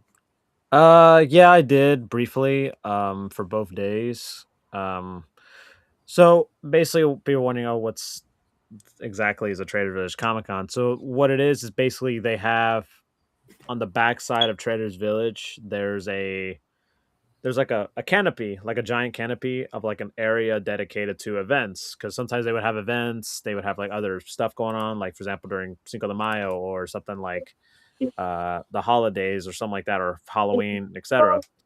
Yes. And usually in the they would have a stage, they would have projectors, they would have food and all that stuff. So basically that area is dedicated to it was basically allowed dealers to like vendors and all that stuff. I had a couple of vendors I saw that were from NostalgiaCon, from other conventions nearby. And also they had like a place to take photos with like, cosplayers. They had like other, they even had a couple of guests, a couple of voice actors who'd done a lot of roles like Digimon, Dragon Ball Z, etc. But yeah, it's just pretty much what you expect at like a convention. Basically, it's just a regular weekend at Trader's Village at a flea market, just with additional dealers that you would only see that weekend. Mm-hmm. That's the best way I could describe it.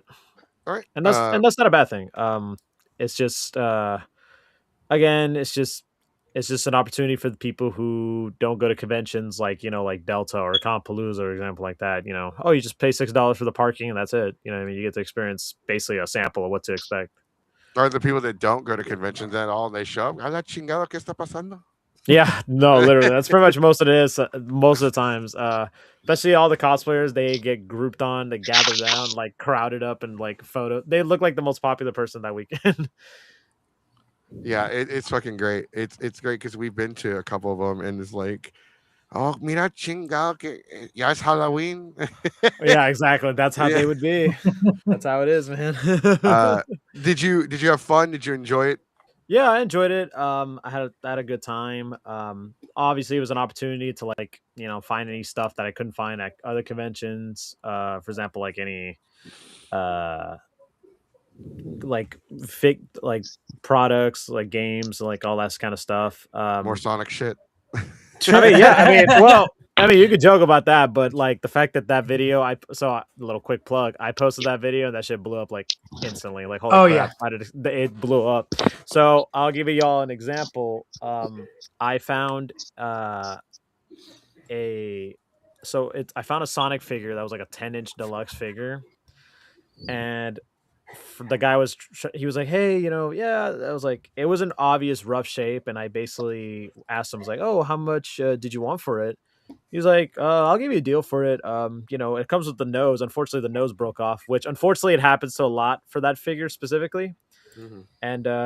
And all I did was just cleaned it up and put the nose back in, and looks good as new, and it's proudly displayed on my set. And turns out that figure goes for a lot. So yeah, You just fixed a figure that goes for a lot. yeah, exactly. Yeah. Sometimes you might find good stuff, especially I think it's kind of useful. The best way to describe Trader Village Comic Con is like if you go to conventions, just go to the dealers to find like stuff that you're looking for, a little treasure or something like that. Yeah, you probably would go there. Just find you never know what you find. Maybe you'll find a grail without even knowing it. That actually sounds pretty cool. The Traders Village Comic Con is actually really fun. It's like I said, like Sonic said, you just pay for parking, just walk up, you run into ship, and even if you don't really buy anything there at the Comic Con portion of it, it's still a flea market, so you can still have fun. Get yourself a churro, no, churro, not churro. Don't get yourself churro. No, don't do that. Get a don't do that. Don't get that. You get make a funnel yourself cake. not a quiz incident. Yeah, don't get You're your Americano now. Yeah, I want to be El Grande. I want to cosplay El Grande Americano. 17's perfect for that. He's got he's tall enough and he's got the build for it. Yeah, no, if you haven't checked out next year, check out Traders Village Comic Con. It's really fun. I don't really know anybody that went to Kimo Kawaii Con, so we're not going to review the con. We might do a review once I find some people, but overall, we have nothing to say about the convention. Yeah. So anybody out there who's probably wondering, oh, why aren't you going to talk about this convention? Why aren't you talking about this convention? Keep in mind, there's so many conventions that happen in one weekend. Most of the times, you don't even know if it's actually happening. You know what I mean? I've had people tell me, "Oh my god, I went to this convention last weekend." I'm like, "There was a convention last weekend?" You know what I mean? Like sometimes the marketing, they don't promote it well per se. Sometimes again, we have other commitments to other stuff. For example, you guys went to Anime Tyler. Some people went to Anime Dallas. Some people went to Trader Village, some other conventions. Sometimes it's kind of hard to like balance out everything per se. I will say, this weekend for us, the two heavy hitters felt like Anime Tyler, Anime Dallas, and it definitely we lost a subscriber because I pissed him off. Maybe it was a bot. Probably. Probably. I think you're right. Overall, though, wait, how the fuck? It doesn't give us our numbers anymore. Oh, yes, it does. Overall, okay, so we're Anime Dallas, getting 8.5. I guess we can go talk about Anime Tyler because we were there, and all three, me and Diamond have a pretty similar experience as to where Suffering had a different experience. Suffering, we did get lunch with Suffering at the Chinese restaurant in front of the convention. We just had to climb a wall. Had to climb over the wall. We don't call it the great. Oh, they're climbing the wall, saying, "I'm back." Keep me down. Boy, that was the whole joke.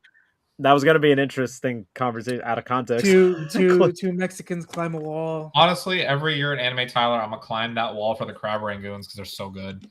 Yes. We ordered ordered a lot of food. It was way too much food though. We overestimated the food and we were full. We didn't finish all of it. It wasn't that, and the pricing wasn't bad at all. It was pretty good. There was a Golden Corral and a Outback Steakhouse across the street, but it's like a highway, so I'm not crossing that bitch. Yeah, it's better not to. Just imagine you're playing real life Frogger. That's what we said. We made that joke. Like I like real life Frogger, but no, I like living. The con overall. So the con is a small convention, but it felt like there were a lot of kids there, and it was definitely like you could tell it was a family convention. They had no adult content whatsoever, and I actually don't have a problem with that at all. Nope. They did have karaoke. They didn't have a burlesque show. They didn't have a drag show. For one, I don't like fucking burlesque, so I don't ever fucking attend those. I know wouldn't somebody's gonna mind get fucking burlesque. mad. I actually wouldn't mind burlesque if it always wasn't so freaking crowded with pervs that can't wear deodorant. That's like 50% of the reason why. No, actually, Yeah. that's 80% of the reason why I don't fucking like them. I didn't have a problem with that. I don't go to fucking burlesque shows anyway, so I didn't have an issue. I thought it was great. I thought it was a great con. Like they didn't have like a fuck ton of panels because they only had 2 panel rooms. The gaming room was small, but overall there weren't a lot of gamers there. It was mostly like a convention for like people to take their kids and cosplay and like run around and make other friends that are around their same age. And our panel, so this panel sucks, and so did these anime, got packed. At one point it was full, and then we overlap. At one point we did overlap with the cosplay showcase, so we did lose a few people. And there was one teenager in there that got heated. They got fucking mad. They were kicking, throwing a tantrum because we were talking about all their favorite anime, how they suck. Yep. There was one guy that went in there, Toa, and I almost kicked shit out of him. Oh yeah, he was walked trying up. to pick a fight, and I He was went like, in there and started like personally insulting me. Oh my god. And like we don't mind trolling and insults, but he started attacking me. And I'm like, That- all right. And I'm like, look, okay, mushmouth. All right. I'm like, all right, whatever the fuck. I Whatever, started dude. Whatever the laughing my fuck ass you want to off. say. And I just kind of like, let's get somebody up here before I do something I'm gonna regret. And then like I had to take a deep breath. I was gonna kick the guy out of the panel. I was like, look, dude, if you're gonna attack people personally, you don't need to be here. You don't need to be a part of my panel. You can get the fuck out. the and, issue like- is like once you say it once the rules and you don't say it like Well, no, if he had Fucking if it was like 1 or 2 insults, he's in one of our pictures. Wilson, he's actually, hold on. He's in one of the pictures that Fart Knocker posted. He's a tall Hispanic dude. Like he has like a generic crew cut. Not a crew cut. I wouldn't even say that.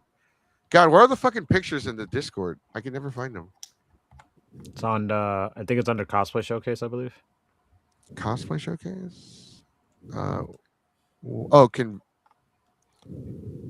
Or convention, probably under convention stuff. It's not under conventions. Cosplay class, con bullshit. Shit. I don't think we have a It's under No. cosplay showcase. Where do you... Should be there. That's what. That's the last one Far Knocker posted on Discord. Yeah, I know. I Which- saw it. That's how I know the guy's in the picture. I feel like an idiot because I can't find the channel. Cosplay showcase. If somebody could tag me. I found it. Okay, thank you. Tag Toa. It's gonna be under self promote. Oh, self promote. Yeah. Shit. Okay. Yeah. Okay. Oh, okay. Because it's collapsed. That's why I didn't find it. Okay. Thank you.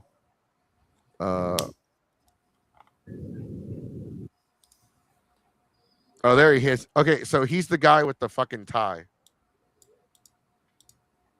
He's at the door. Oh, he was the Jujutsu Kaisen cosplayer. Yes, it's the Jujutsu Kaisen guy. Yeah, he's in the picture. He's wearing a blue collared shirt. He's got a tie. He's got gray hairs. He's standing in front of the door. He's the guy that kind of went in there and started like personally attacking me, and I almost kicked shit out of him. Like he even like, oh, I'm like, dude, I'm gonna kick you. He's like, oh, you can't even kick. Like he started like, you can't even kick. How he did like this gesture and shit. I'm like, I'm just gonna shut up now. Yeah. I'm gonna shut up because like you are getting on my like. I didn't even say anything about him. I didn't say anything personally about anyone. we kept it strictly like this is about the anime. Only attack like if you're gonna talk about the anime. Don't talk about each other. And he already broke like the number one rule. Like you don't attack other people. Also, no shaming on anybody because I feel like that's what he was trying to do. Yeah, I know he's like.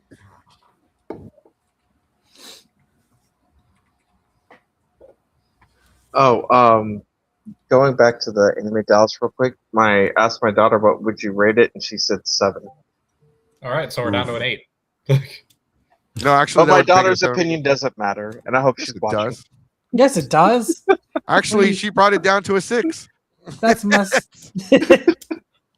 It's an No, all actually- ages convention, so yes, Yeah, the so 17-year-old's opinion matters. Actually, that would be a 7.75.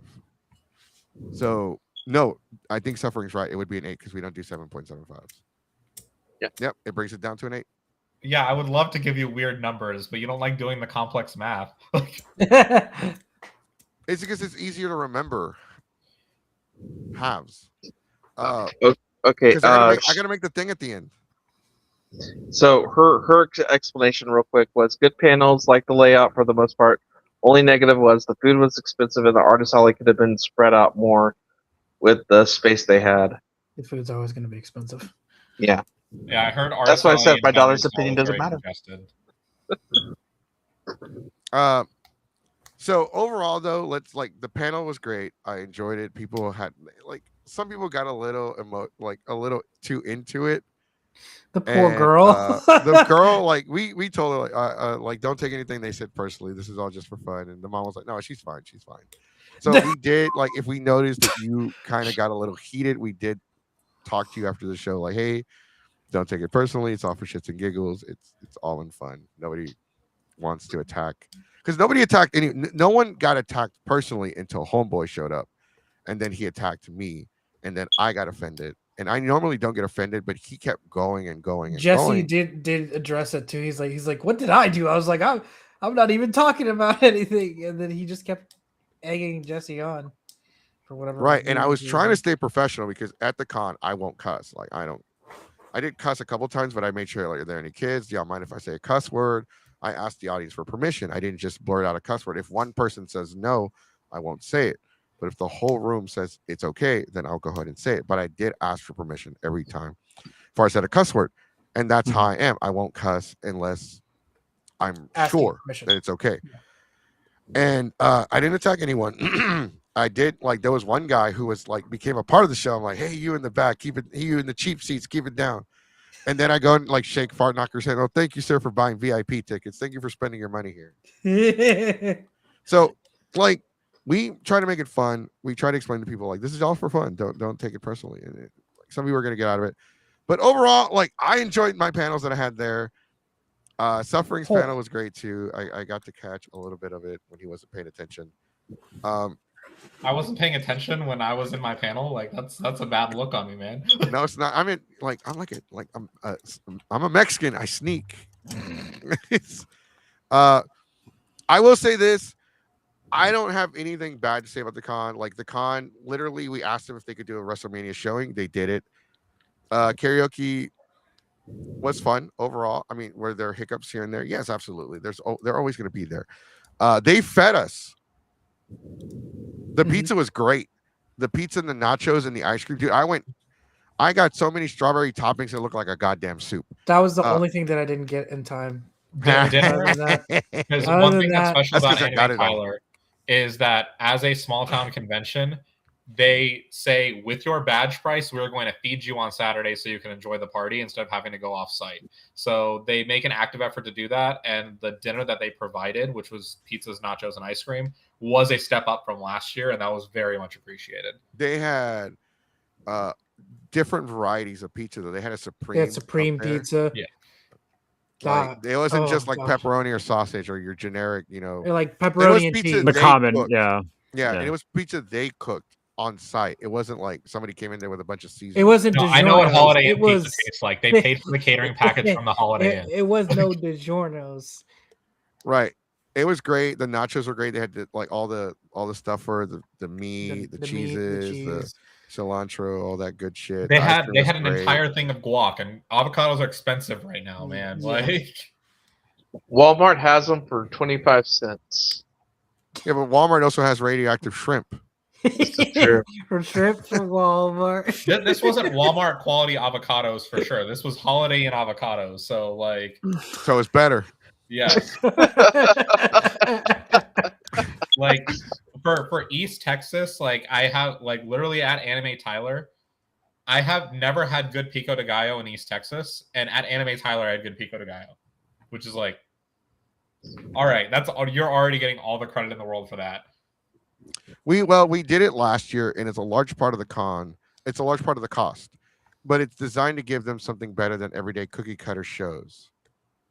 I think that's like the best part. Like, we were joking, like, oh shit, they fed me. That's a fucking 10. Yeah, It's we were like already like I was was like a 9, and It was they like had ice cream Diamond's 10. just gonna say, "Oh, they And then- fed me." No, 10. fucking Diamond's over here trying to be as smart as they got an 11 from me, or something like that. No, but it's so important that you do little things like that as a convention, because the fact that people do not have to go off site to get dinner and then come back to enjoy the nightlife in your con. Instead, you can keep your entire con together as a community. It makes it a lot more cohesive, because at some point, everyone popped their head in to the dance / karaoke / whatever that night party was, right? Everyone popped their head at least one point because they had no reason to leave. Yeah. It was great. We did play the cha-cha slide and the Cupid shuffle during the karaoke. So like, hey, I know you don't have a dance, so we're gonna give you a dance. We did 2 songs. Karaoke did end short, but it's a family-friendly convention. It wasn't supposed to run late. Toa made me change the super dope karaoke to super family because Toa said so karaoke. Toa said so. It was great. No, and I We're love gonna Toa bump on it the up on that soundboard song. because every single time someone would request a karaoke song with cuss words, you'd just be hovering next to Diamond and just turning down the dial every single time. Yeah, it was great. So we can get the thing to go long. Yes, that would be that's great. And like, this is their second year. Obviously, it's gonna be a lot of trial and error. There's gonna be a lot of mistakes made. Overall, though, like, and it's like, okay, well, the food thing, that's easier for them because they're a smaller con. It costs a lot. And it takes most of their takes a lot, like, from the profits that they could make. Yeah, but this did cut into their cost. That, like, this made the con more expensive for them, and they were willing to do it, and they were willing. And there was leftover food. It wasn't like it sold out. Yeah. After they broke down, they left the food, like, there was leftover, which it wasn't a lot. Not like, oh my god, there was a ton of food left. No. It's like a pizza and a half that was left and a couple nachos. But like, overall, like, they did make enough food based on their pre-order numbers, and it was more than enough to feed everybody. Not everyone got greedy and went up there like it was a golden corral. But at the same time, like, I got enough food to where I was content. Like, oh my god, I got fed. I had a third helping, honestly. Right, I had probably 4 or 5 slices of pizza, 2 nachos, and an ice cream. I was you were living. good.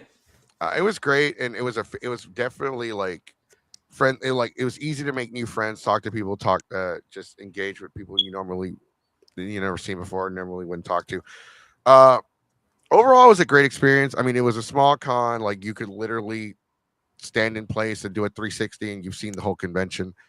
But I like it. I like the size. I like the environment. I like that it was completely family friendly. So, like, you saw a lot of kids with their parents, and the kids, like, there were no like scantily outfits. Like, you had to walk through a door, and the door was constantly watched by staff. So you weren't going to get in there with a shitty smut cosplay.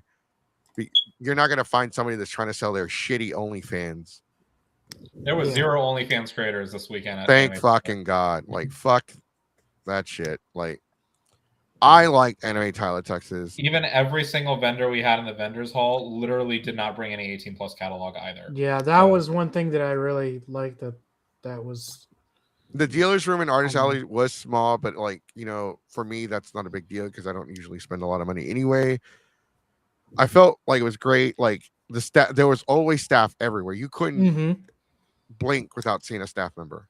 And it's one thing when you don't like the staff, but legitimately all of the Anime Tyler staff is super likable and super personable, and they will talk to you and they will check on you, and they will, like, legitimately, they treat you like family, Right? And they were on point of like, if you need anything, please let us know. It doesn't Oh no, matter. like the panel rooms were tiny, but they had like speakers with microphone. Like these panel rooms, to kind of put it to you, they didn't need microphones and speakers,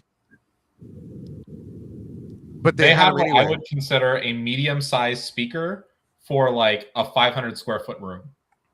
So we had plenty of sound. Wait, what's an Instaboot? Oh, Instaboot, the smut cosplay. Yeah.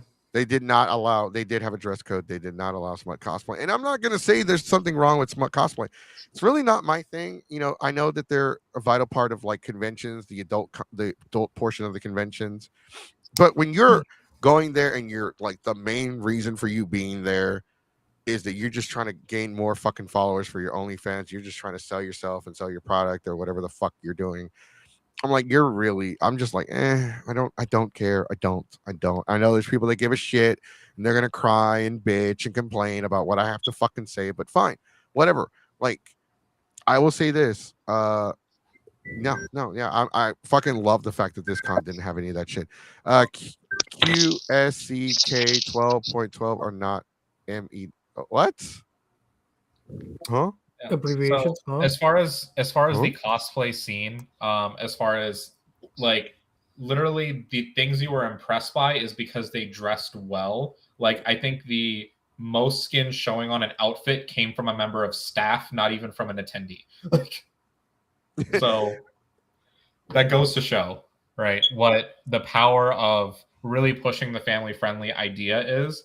Because honestly, for people that are older in the anime community that started watching anime in the 80s, in the 90s, in the early 2000s, it's really, really important that they have a convention that they can take their kids to.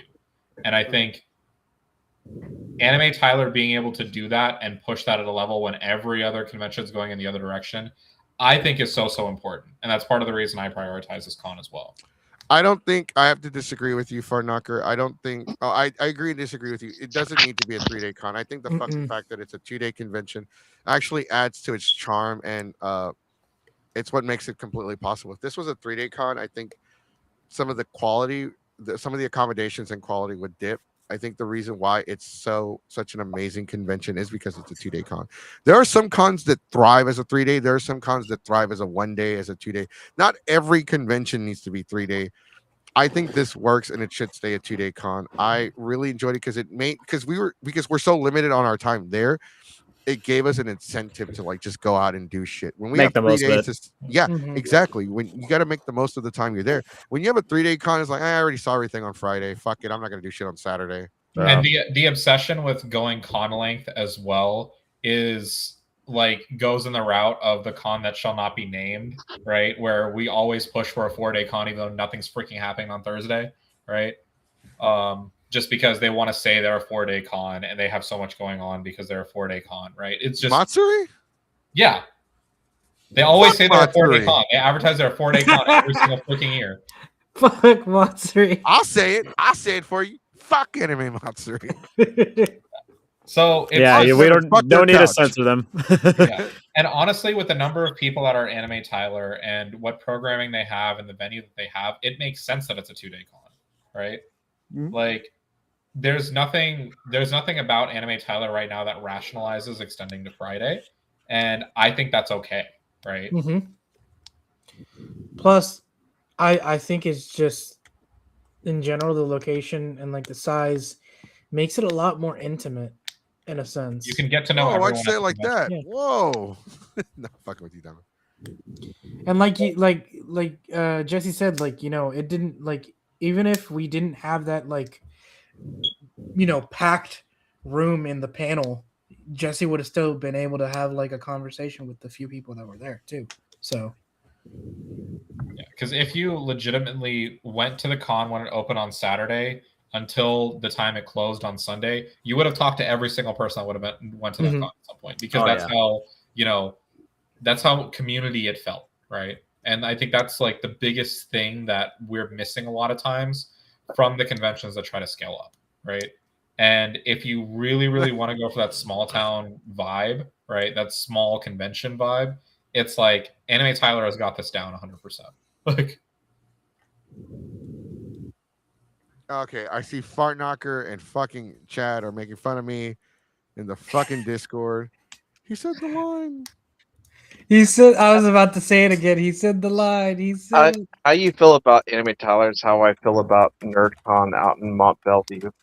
Like NerdCon out in Mont Bellevue is a 1 day free con that's put on by the city and stuff, and it's intimate and small and like like you said, sometimes cons are better when they're just in a small town and everybody, and it's just if it works for that community in that area. It's a great. It's a great experience because you get more. Like this is the experience we wanted as kids growing up. Because anime wasn't as popular back then as it is now. Like it was more. If you were an anime fan, it was more secretive. Now you might have not been secretive in the '90s about it, but there were more people that were closeted anime fans than today. Like today, it's cool. It's awesome. Like Megan the Stallion is an anime fan. Fucking Michael B. Jordan's an anime fan. Mercedes Monet, Sasha Banks is an anime fan. Bruno Kofi Mars. Kingston, Ricochet. Xavier Wood. So are you Ricochet. saying you're not in the closet anymore, Jesse? No. Oh my god. Well, there I was but then snacks ran out. So in the mini fridge, we ran out of gancitos. And if you know, we ran out of Geratos. It's Jaritos, but that dude says the name wrong. He says Geratos. Geratos. Breaking down the walls of Geratos. I will say overall, I enjoyed the con. I don't have any complaints this year. Like, none. We were a little extra this year with them. I feel like we asked a little too much. We did ask for an extra badge, and they accommodated us. We asked for we could watch WrestleMania in one of the panel rooms. They had the hotel show it at the bar in one of the big TVs. I felt like we were more difficult to work with this year than we were last year, and I felt really bad about it. Overall, I think the only bad thing is when we did the QR code this year, we forgot to mention there's a rule you can only do like 1 or 2 karaoke songs. People were doing like 4 or 5, and it kind of They're like rapid firing in entries because it on the app when I was looking at it when I was trying to enter my song, it said you could like reapply it again. Like the QR code helps when it comes to karaoke signups. We don't have to try to read your chicken scratch. Overall, though, I've never done this before. I'm giving it a 9.5. Oh wow, okay. I feel like it was near perfect. Then remember, this is based off of my experience. I didn't have any quirks at all. The only reason why it's not a 10 because fucking 17 kept trolling me all weekend. Blame 17. So yeah, I think the only reason why it's not a 10 is because the same people singing karaoke over and over and over. And I think that's really it. And there was one lady who was kind of like already like she had it to hear in the front desk. That has nothing to do with the con, but it was the hotel. It was great. Even the college kids that were there, the baseball. The baseball guys were losing their baseball guys. They were losing their minds whenever we had all the belts. Them and their little circle jerk out in the pool area. That's not what actually happened, but that was what we're calling. Overall, like it was great. I feel like, but once the con was over, it was dead. Like there was like we had a few people in our room drinking, hanging out. Seffi was there. It was good to see Seffi and his wife again. Suffering came and hang out. People wanted to smack Diamond's ass. I'm telling you, this was the year like that I met like so many people here like in the Discord. Like I've met Seffi now, I met Suffering now. Like I'm just this year. Dude, you flat out told us like this is the one year where you've really gone out the most, like to conventions, not like outside to touch grass. No, I mean no. Overall, like WrestleMania viewing parties. Oh yeah, not just cons, just overall. Like, hey, let's go to another town and buy some belts. Oh yeah, because I'm mostly broke most of the time. That's why. We got a 9.75 in the chat. 9.75. It was. I tell you about that shit. Sorry. I got annoyed with the 9.75. I'm sorry. Yeah, no. I'll go with so I'm reading his review. I'll go with 9.75. I was greatly reminded of all con back when it was 3 days and at the old Hyatt. Anime Tyler's why small cons is better than big cons. Yes, I actually agree. The All-Con back at the Hyatt was fucking phenomenal. It was a great experience, and I think all you guys would love it there. Mm-hmm. Suffering, what do you think? So I have some different thoughts as far as my con experience. Obviously, I was less involved in actually helping staff. I was pretty much there to just run my panels and do my thing. I was opening panel and closing panel, so I kind of got to see what the foot traffic was like throughout the entire convention. So that definitely helped my perspective, and I think the main issue I had with the con all weekend was it just felt like there was a lot of things that were supposed to be there that weren't there. There was a lot of panel cancellations. It felt like people were sitting around with not a whole lot to do, so they sort of had to make their own fun, which is not necessarily bad for a small con, right? But I think it gets to the point where I think if you're going to garner enough interest from people, then you have to do a little bit more follow-up to make sure your panelists are actually going to show up. Because it feels like there was just way too many panels being canceled around us. And considering that Goku and I, or the Geeks 5 crew and I, were the only ones that were doing multiple panels, and then all of the little single panels around us just kept getting canceled over and over again, to the point where the internet went down at the hotel on Sunday, so they hand wrote the schedule for Sunday. And the only panels that were there were literally the G5E panel in the morning, which was 30 years of Pokemon, and my panels, right? I think there was one other panel on the schedule, but that's it. And that many cancellations doesn't speak well to keeping people entertained and keeping people at the con and feeling the environment of the con. Because I feel like Saturday, there was only 1 or 2 cancellations, and it ended up being fine. That's like normal con stuff. But Sunday, it definitely felt like it got excessive, to the point where I was halfway expecting for me to hear from programming is be like, hey, could you run your card games panel? Or, hey, like, we have this open time slot. We can go ahead and improvise something, so we just have some people to do, because it really just felt like panel rooms were sitting empty more than half the time. Right. And as much as I don't want to fault the con for that, because I know that's probably individual panelist behavior more so than cons, I feel like it is the time after the first year and the concept works to take yourself a little bit more seriously as a convention, to make sure that people actually respect your con. And I hope like some of these panelists that no-showed for not good reasons, like are going to face some consequences here, right? No, I agree. I agree with you there. I want to chime in real quick that I think that's very important what you just said right now. They should have some kind of consequence, right? Okay, it's one thing to call the con, hey, look, it's hailing outside. I am not going to make it. Like I don't have a canoe. I'm not Noah. I don't got scuba gear. I don't got scuba gear. I don't have protection. Like, you think I know how to fucking swim? Like, look, it's one thing to call the con and let them know, like, hey, the weather's bad. I just broke down. Whatever the case is, right? But people no-showed for a reason. Like, and I know cancellations, it's not exclusive to this con though. Like, UshiCon had it. All-Con had a lot of content providers not come out this year. That's why we had 18 panels.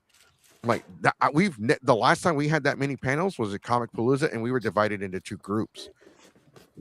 Like, it's insane this year, and then the gas prices. So I agree with you. There needs to be some kind of like, not like don't flat out. I don't think you should just flat out ban them, but like you should put them on like a probation. It's okay, we're gonna give you 1 panel or something like that, right? Just have something where being like, even on the forum, like you agree to show up for your scheduled time, otherwise X, Y, or Z is going to happen. Because it, like, the biggest thing is the energy last year was amazing, right? And that's part of the reason I rated it so highly in the first place. The energy this year felt a little flat, right? Because of the programming that wasn't being filled at that point. And again, don't blame the con at all. They're saying in the chat that it was a guest cancellation and 2 panel cancellations, but then we had no shows on top of it. So I think like all of that considered, I still had a great time and a great experience. Obviously, I have nothing but great things to say about this organization, everyone behind it. Like, I love all these people to death because they're some of the most there's some of the best people running conventions in this entire state. Like, and I think like they should be supported to the ends of the earth. But like at the same time, there's still improvements to be made, and there's still things where the convention can step up and really be a destination con. And that's really what I'm looking for, as far as that's how I want Anime Tyler to grow, is to be the destination con where everyone kind of shows up to the middle of nowhere and has a party that's regularly part of this community. Right. Like, that's what it really should be. So I think my final score will actually be an 8.5. Oh, wow. So they're at a 9 right now. Actually, they're at a 9.25. More G5E panels laughing my ass off. Yes. We need more G5E content. Dude, I will host a singing competition next year if they'll let me. American Idol. Like that would G5E Idol. G5E, I know. Tyler Idol. I will start Anime. Jesse, will you be the Randy Jackson or will you be the Simon? I'll be the Simon. Like, oh, crikey, it was bloody dreadful. Oh, wait, that's not Australian. Fuck. I will say that was quite awful of you. That really performance of yours. All right, that's it. We're dragging Sonic with us next year. Fuck. He's gonna be We're just gonna kidnap Sonic. Hey, you know what? If you're gonna call it Tyler Idol, they have to sing songs made by people named Tyler. So half of them are gonna be Tyler the Creator. I don't know why the fuck I thought of Tyler Perry instantly. I'm like, well, he doesn't sing. Tyler the Creator. Tyler the Creator. No, just do all of the name puns, like when you start karaoke. This is a mic check. Can everyone name Michael raise their hands? That concludes the mic check. I like that. I'm stealing that. I will literally do a panel if I need to. Yeah, Diamond, sign up for panels. I tortured. Go ahead. We're gonna say go host a panel called Cheeks for Weeks. No. 101. That would get me banned. I'm pretty sure I've seen that panel before. It's just been done by a person with 100,000 Instagram followers. But like, I'm stealing that joke, but also for my panel, like whenever I open, if my daughter's there with friends, I'll start by doing like bad jokes, like bad dad jokes. And this year I made my daughter and all her friends groan because I had this one fantastic dad joke. I was once addicted to the hokey pokey. Then I turned myself around. Oh, God. That's what it's all about, No, honestly, I would do more panels for you if I had more all ages panels. But a lot of my panels are 13 plus. So that is my only problem. Like, I mean, that could be done as a all ages. I mean, as long as they're not adult like ours, because like half of our content is off the table, like fan fiction. He even yelled at me for I forgot to change super adult karaoke, so I changed it to super family because Toa said so karaoke. Yeah, so I applied for all of my all ages panels and I got 3 out of 4 of them, right? So it's just like very clearly they're willing to give me programming. It's just a matter of I need to have more all ages panels. I don't mind doing panels on Saturday. I would have preferred one more. One more would have been nice. One more. Boo, that joke. Boo. I feed off of booze. It only makes me stronger. He's a heel. He's a heel. He's a heel. He loves I would booze. definitely be down. I would host some of the canceled panels. Like they only had 2 cancellations, which probably means that they had a lot of no-shows, the ones that weren't there. So no-shows are worse than cancellations, honestly. Because you have no idea. Like you had no idea that they didn't show up. And so maybe the weather played a major factor into it. Maybe they got poached because there was there were like 4 conventions in Texas, and then you had WrestleMania, and then you had the last weekend of Sherwood. Anime Tyler had the deck stacked against them, and I feel like they actually were pretty successful. Yeah. For what was happening this year, considering all the factors, like it still ran as good as it could have run, given all of the no-shows that did happen, right?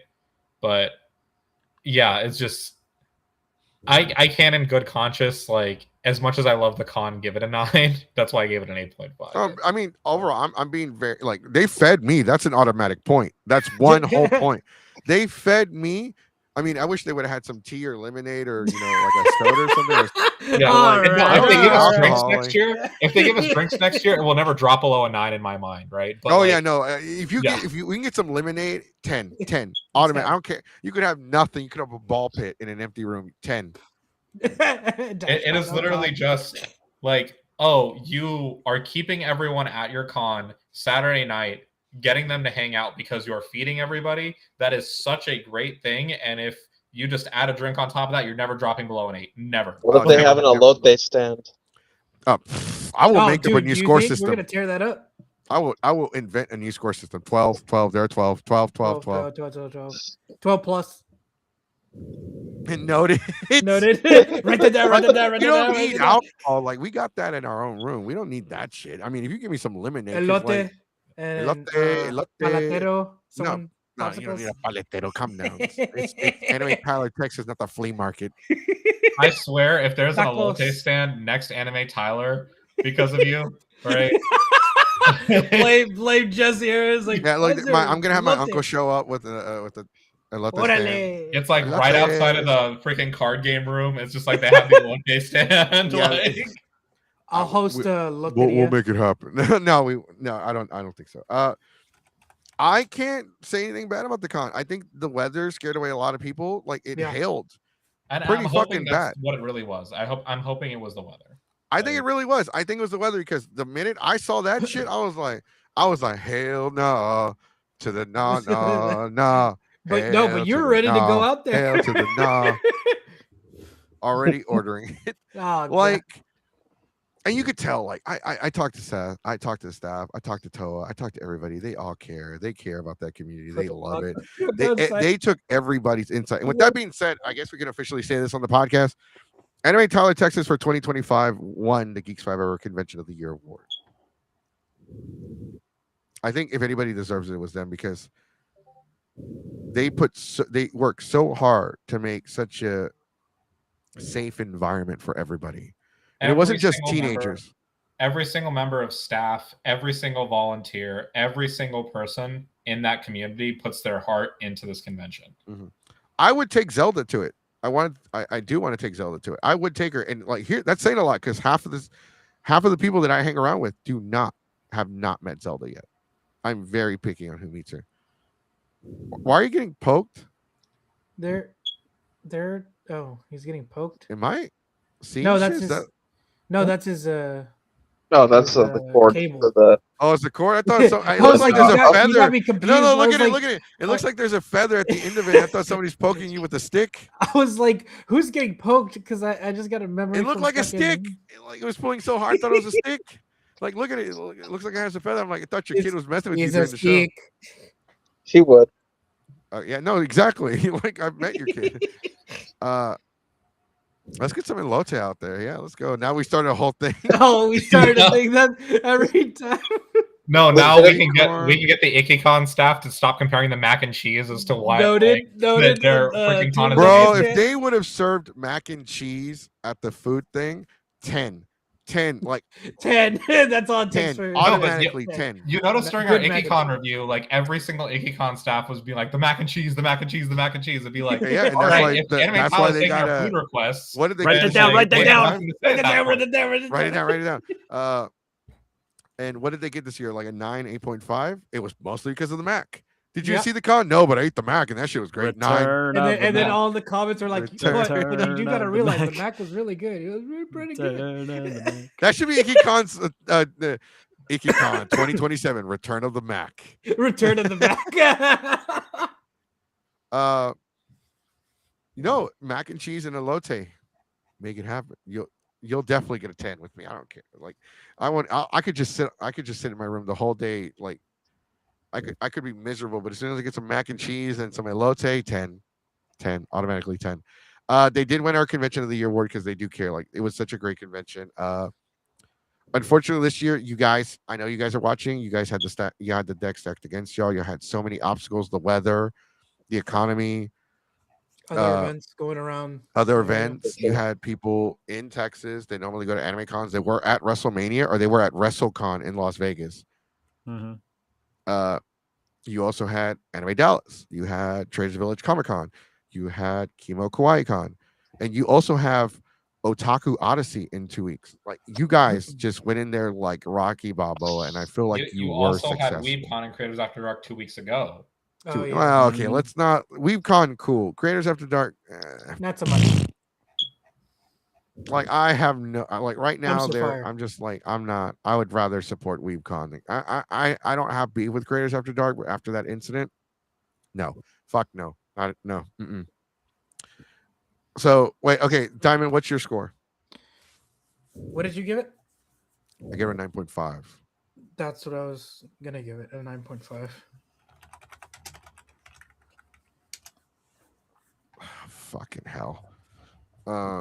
So. Oh, the mac and cheese! How I miss you so. I miss you so. I think we're just gonna have to take like we're gonna make our own mac and cheese and take it and like serve it in the room behind under the table. All right, Hey, hey man, you got the mac and cheese? You got that mac and cheese, bro? You got some of that mac and cheese? I'm just imagining you bringing the electric stove into the room, right? And All right, bro, and I'm gonna bring it cut up like some we bacon bring for an electric anybody who stove and wants make it bacon bits. lattes and mac and cheese. Best in the biz. We doubled our pre-reg and room nights. It was a great show. Give love to the programming team for adapting when things. Yeah, no, absolutely. Yeah, absolutely. Like, no, like I said, we have no complaints whatsoever. Like the con was great. I had fun hosting my panels. I thought I had some good slots. I don't mind going against the cosplay showcase. I will go against I will give an alternative. Maybe next year I might do some people suggested I do stand-up, so I might do a stand-up panel. That'd be cool. Overall, so because your daughter brought the score down, Geek Rap. I shouldn't have asked her. Damn. Damn. All right.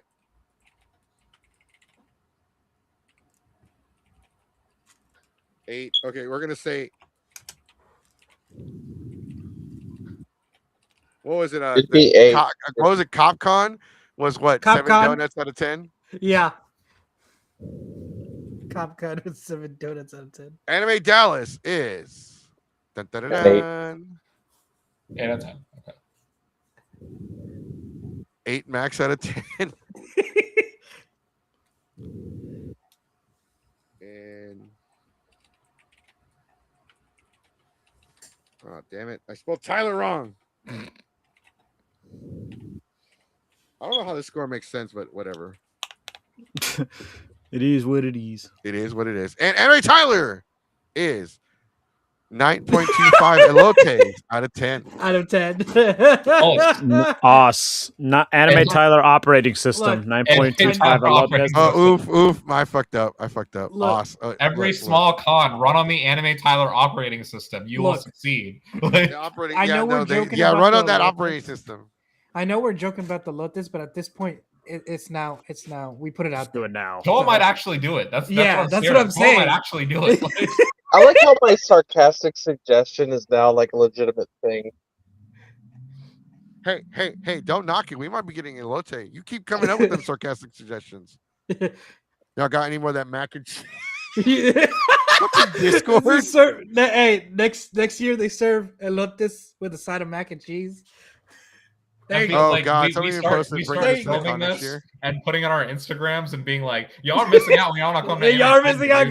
Come to Anime Tyler." So we did WeebCon versus Creators After Dark, and WeebCon took the round. So this week, unless we get more scores, I don't see the scores being that much higher. Anime Tyler Texas takes the weekend. They win this round. Congratulations. Yeah, good job, guys. Y'all win. We're all sad about it. It's like, great. Oh no, because I'm trying to see anime. Because I got to type it out too. I want to show it on the screen because we do. Anime Tyler wins this battle. You win this round. Finish him. Mac and cheese attack. The Mac attack. Macatality. I love elotes. Love elotes. Yeah, we might be getting corn next year. We'll see. Corn in that cow. Corn, Get that corn out of my face. Get that corn. Fucking Nacho Libre, if you know, you know. Nacho. All right, guys. I'm gonna say thank you, Suffering, and Geek Rap for coming on the show and talking about the cons for us. Thank you everybody that's that watched it. Quick WrestleMania review because it's already late and we don't want to be here. They do come with the win. Elotes. Get with Toa on that. We might have to serve them outside in the parking lot with a little makeshift with a grill. WrestleMania was this past weekend. WrestleMania Night 1. I don't know if you guys agree with me, but WrestleMania Night 1 was shit. Dumpster fire. It was a fucking joke. The best way to describe this weekend's WrestleMania is a tale of two manias. Yes, you got a good one. You got a crappy one. You got a great one. You got, yeah. Everybody described WrestleMania Night 1 as just a regular SmackDown episode, and WrestleMania 2 was WWE finally showing up for WrestleMania. Yeah, they were a day late. Just to kind of put this out there, we're going to go over the quick result. We're going to go over the main matches, the ones that everybody was looking forward to quickly, and we're going to call it a night. Sonic. What? Do you know? The winner. Okay. What's right? Okay. So gotcha. I know what you're telling me. Well, the big one is that Roman Reigns defeats CM Punk to become the new World Heavyweight Champion.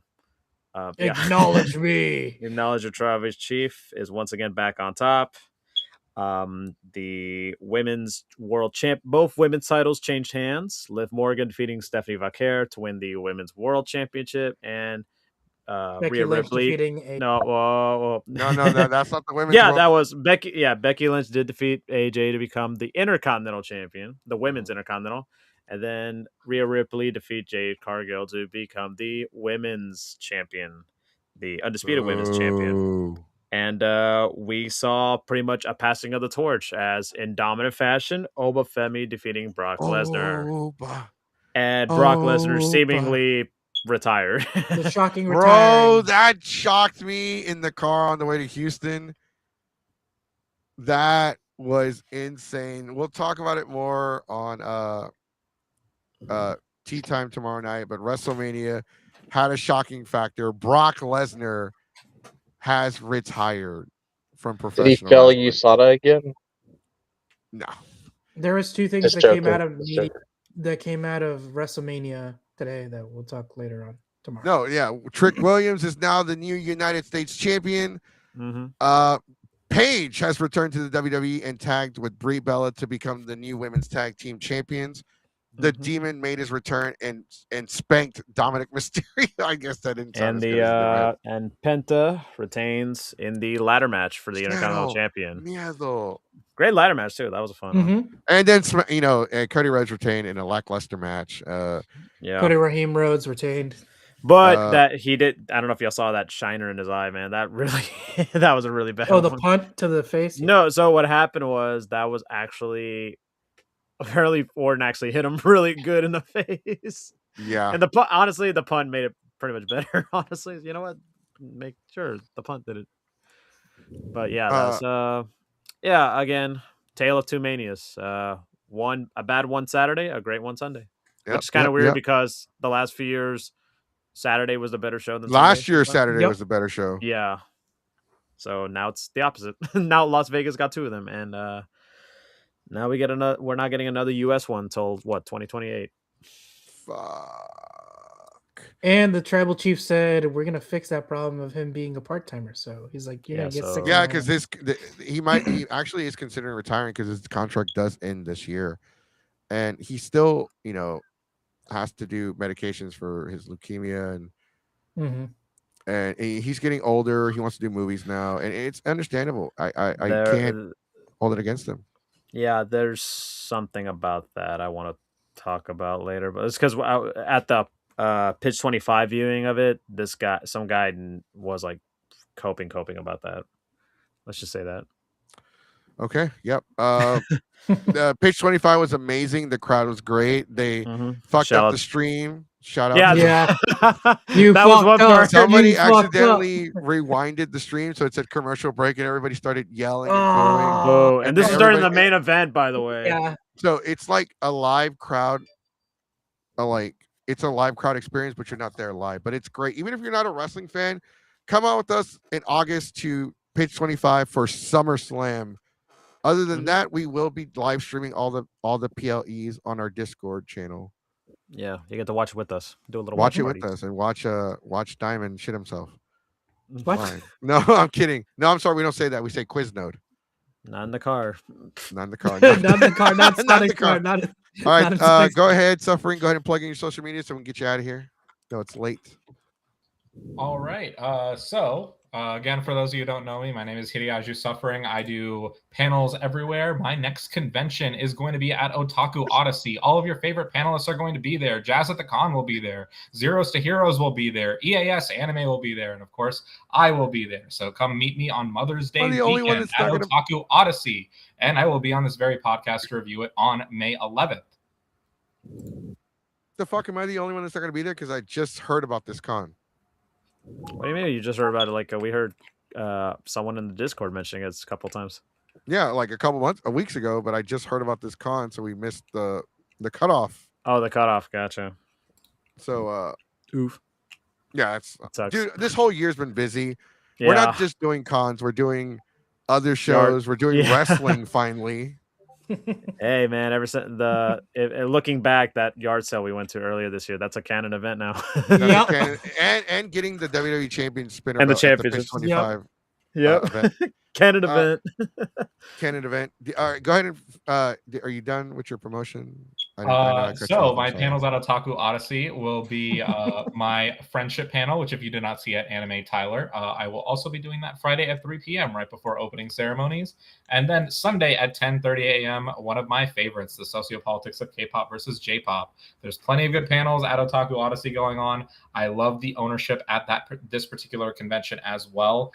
So if you're in the DFW area or want to come out to go to a new con experience that follows from Otaku Oasis, then come out to Otaku Odyssey. As far as my upcoming schedule, I'm looking at traveling a lot more this summer. So you're probably going to see me in a couple different states. As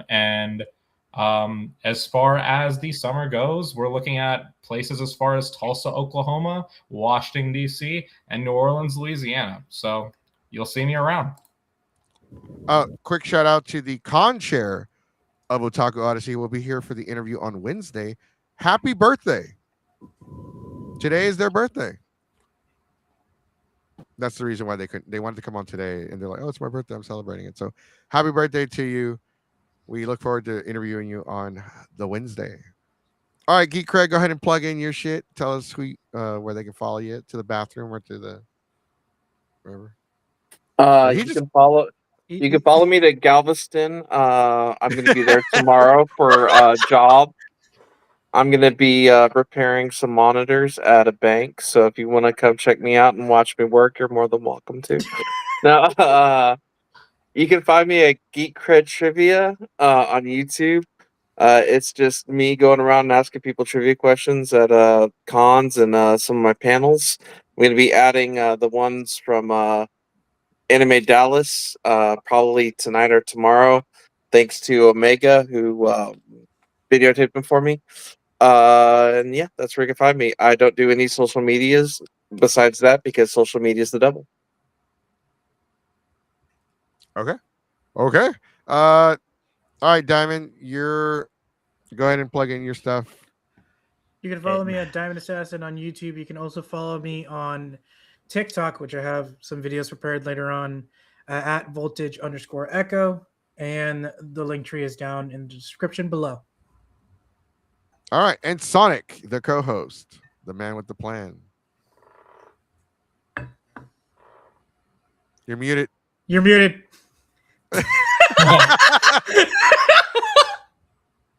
Derp. Derpy, Derpy diddly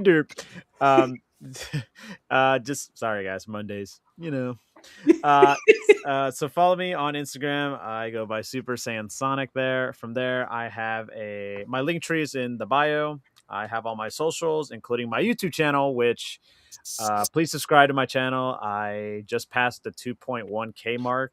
Let's which go. I was not expecting. I've gained a bunch of subscribers.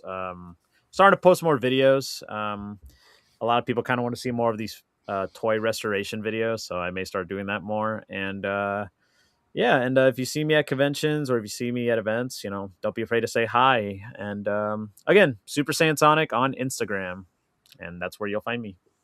Awesome. Okay, and make sure you check out both their link trees. They're in the description. Make sure you follow us. If you haven't already, give the video a thumbs up. If you haven't subscribed to the channel, subscribe and ring-a-ling the ding-a-ling button so you can be notified every time we go live. Tomorrow night, 8 p.m., Discord chat, tea time, where we talk about all the things that we normally don't talk about on the podcast because it's too hardcore, or like it's unfiltered, uncensored on the Discord channel. There are things that we normally can't talk about on the show. If you haven't already, check out our Instagram. Yeah, too hardcore. Too hardcore for 5 Raw and unprotected. If you're not on the Discord, you are missing out because the Clothes channel is filling out with some gems. The Clothes channel. If you love out of context stuff, well, you'll love the Discord. It's got a bunch of context for the week. 17 and Diamond went nuts with trolling me this past weekend with Diamond. With Fart Knocker. They're like the whole car ride. They're just trolling me, making me feel like I just want to jump out of the car. Oh my God, they did not let up. There was not a single bring. It's okay, they're big guy. Oh, like, oh my God, chicken. The whole weekend, chicken. I'm like, I'm sick of chicken. You think they're tired of chicken and Chicktopia? 17 invented a whole country just for chicken. I forgot about Chicktopia. Oh my God, I'm That's so what y'all done. say. I don't even. I forgot what the fuck I was promoting. Follow our fucking Instagram. Follow the fucking Discord. Follow the fucking Facebook. That's the way y'all Follow said our that Twitch. part. That's the name of a country out of a Terry Pratchett novel. Chicktopia. Zootopia's parody, like the original title for Zootopia was Chicktopia. Chicktopia. It's because he was trying to like. You think they were sick of Chinese food in China or sushi in Japan, so he invented Chicktopia. Boy, this is gonna be in the Quotes channel, isn't it? Yeah. I'm so sick of the fucking Quotes channel this week. All right, join us. Be there, be square. Thanks for watching. Give the video a thumbs up. We'll see y'all Wednesday for the interview. Join us. Be there, or we'll make you go to a Diamond. I'm sorry, not Diamond. We'll make Deacon. you go to Chicktopia. No, not Chicktopia. It's not a Pokemon game. It's a. We'll make you go to a Deacon Rap concert. All right, guys. Have a good night. Bye. Bye. Oh God. Bye, everybody. Happy 420.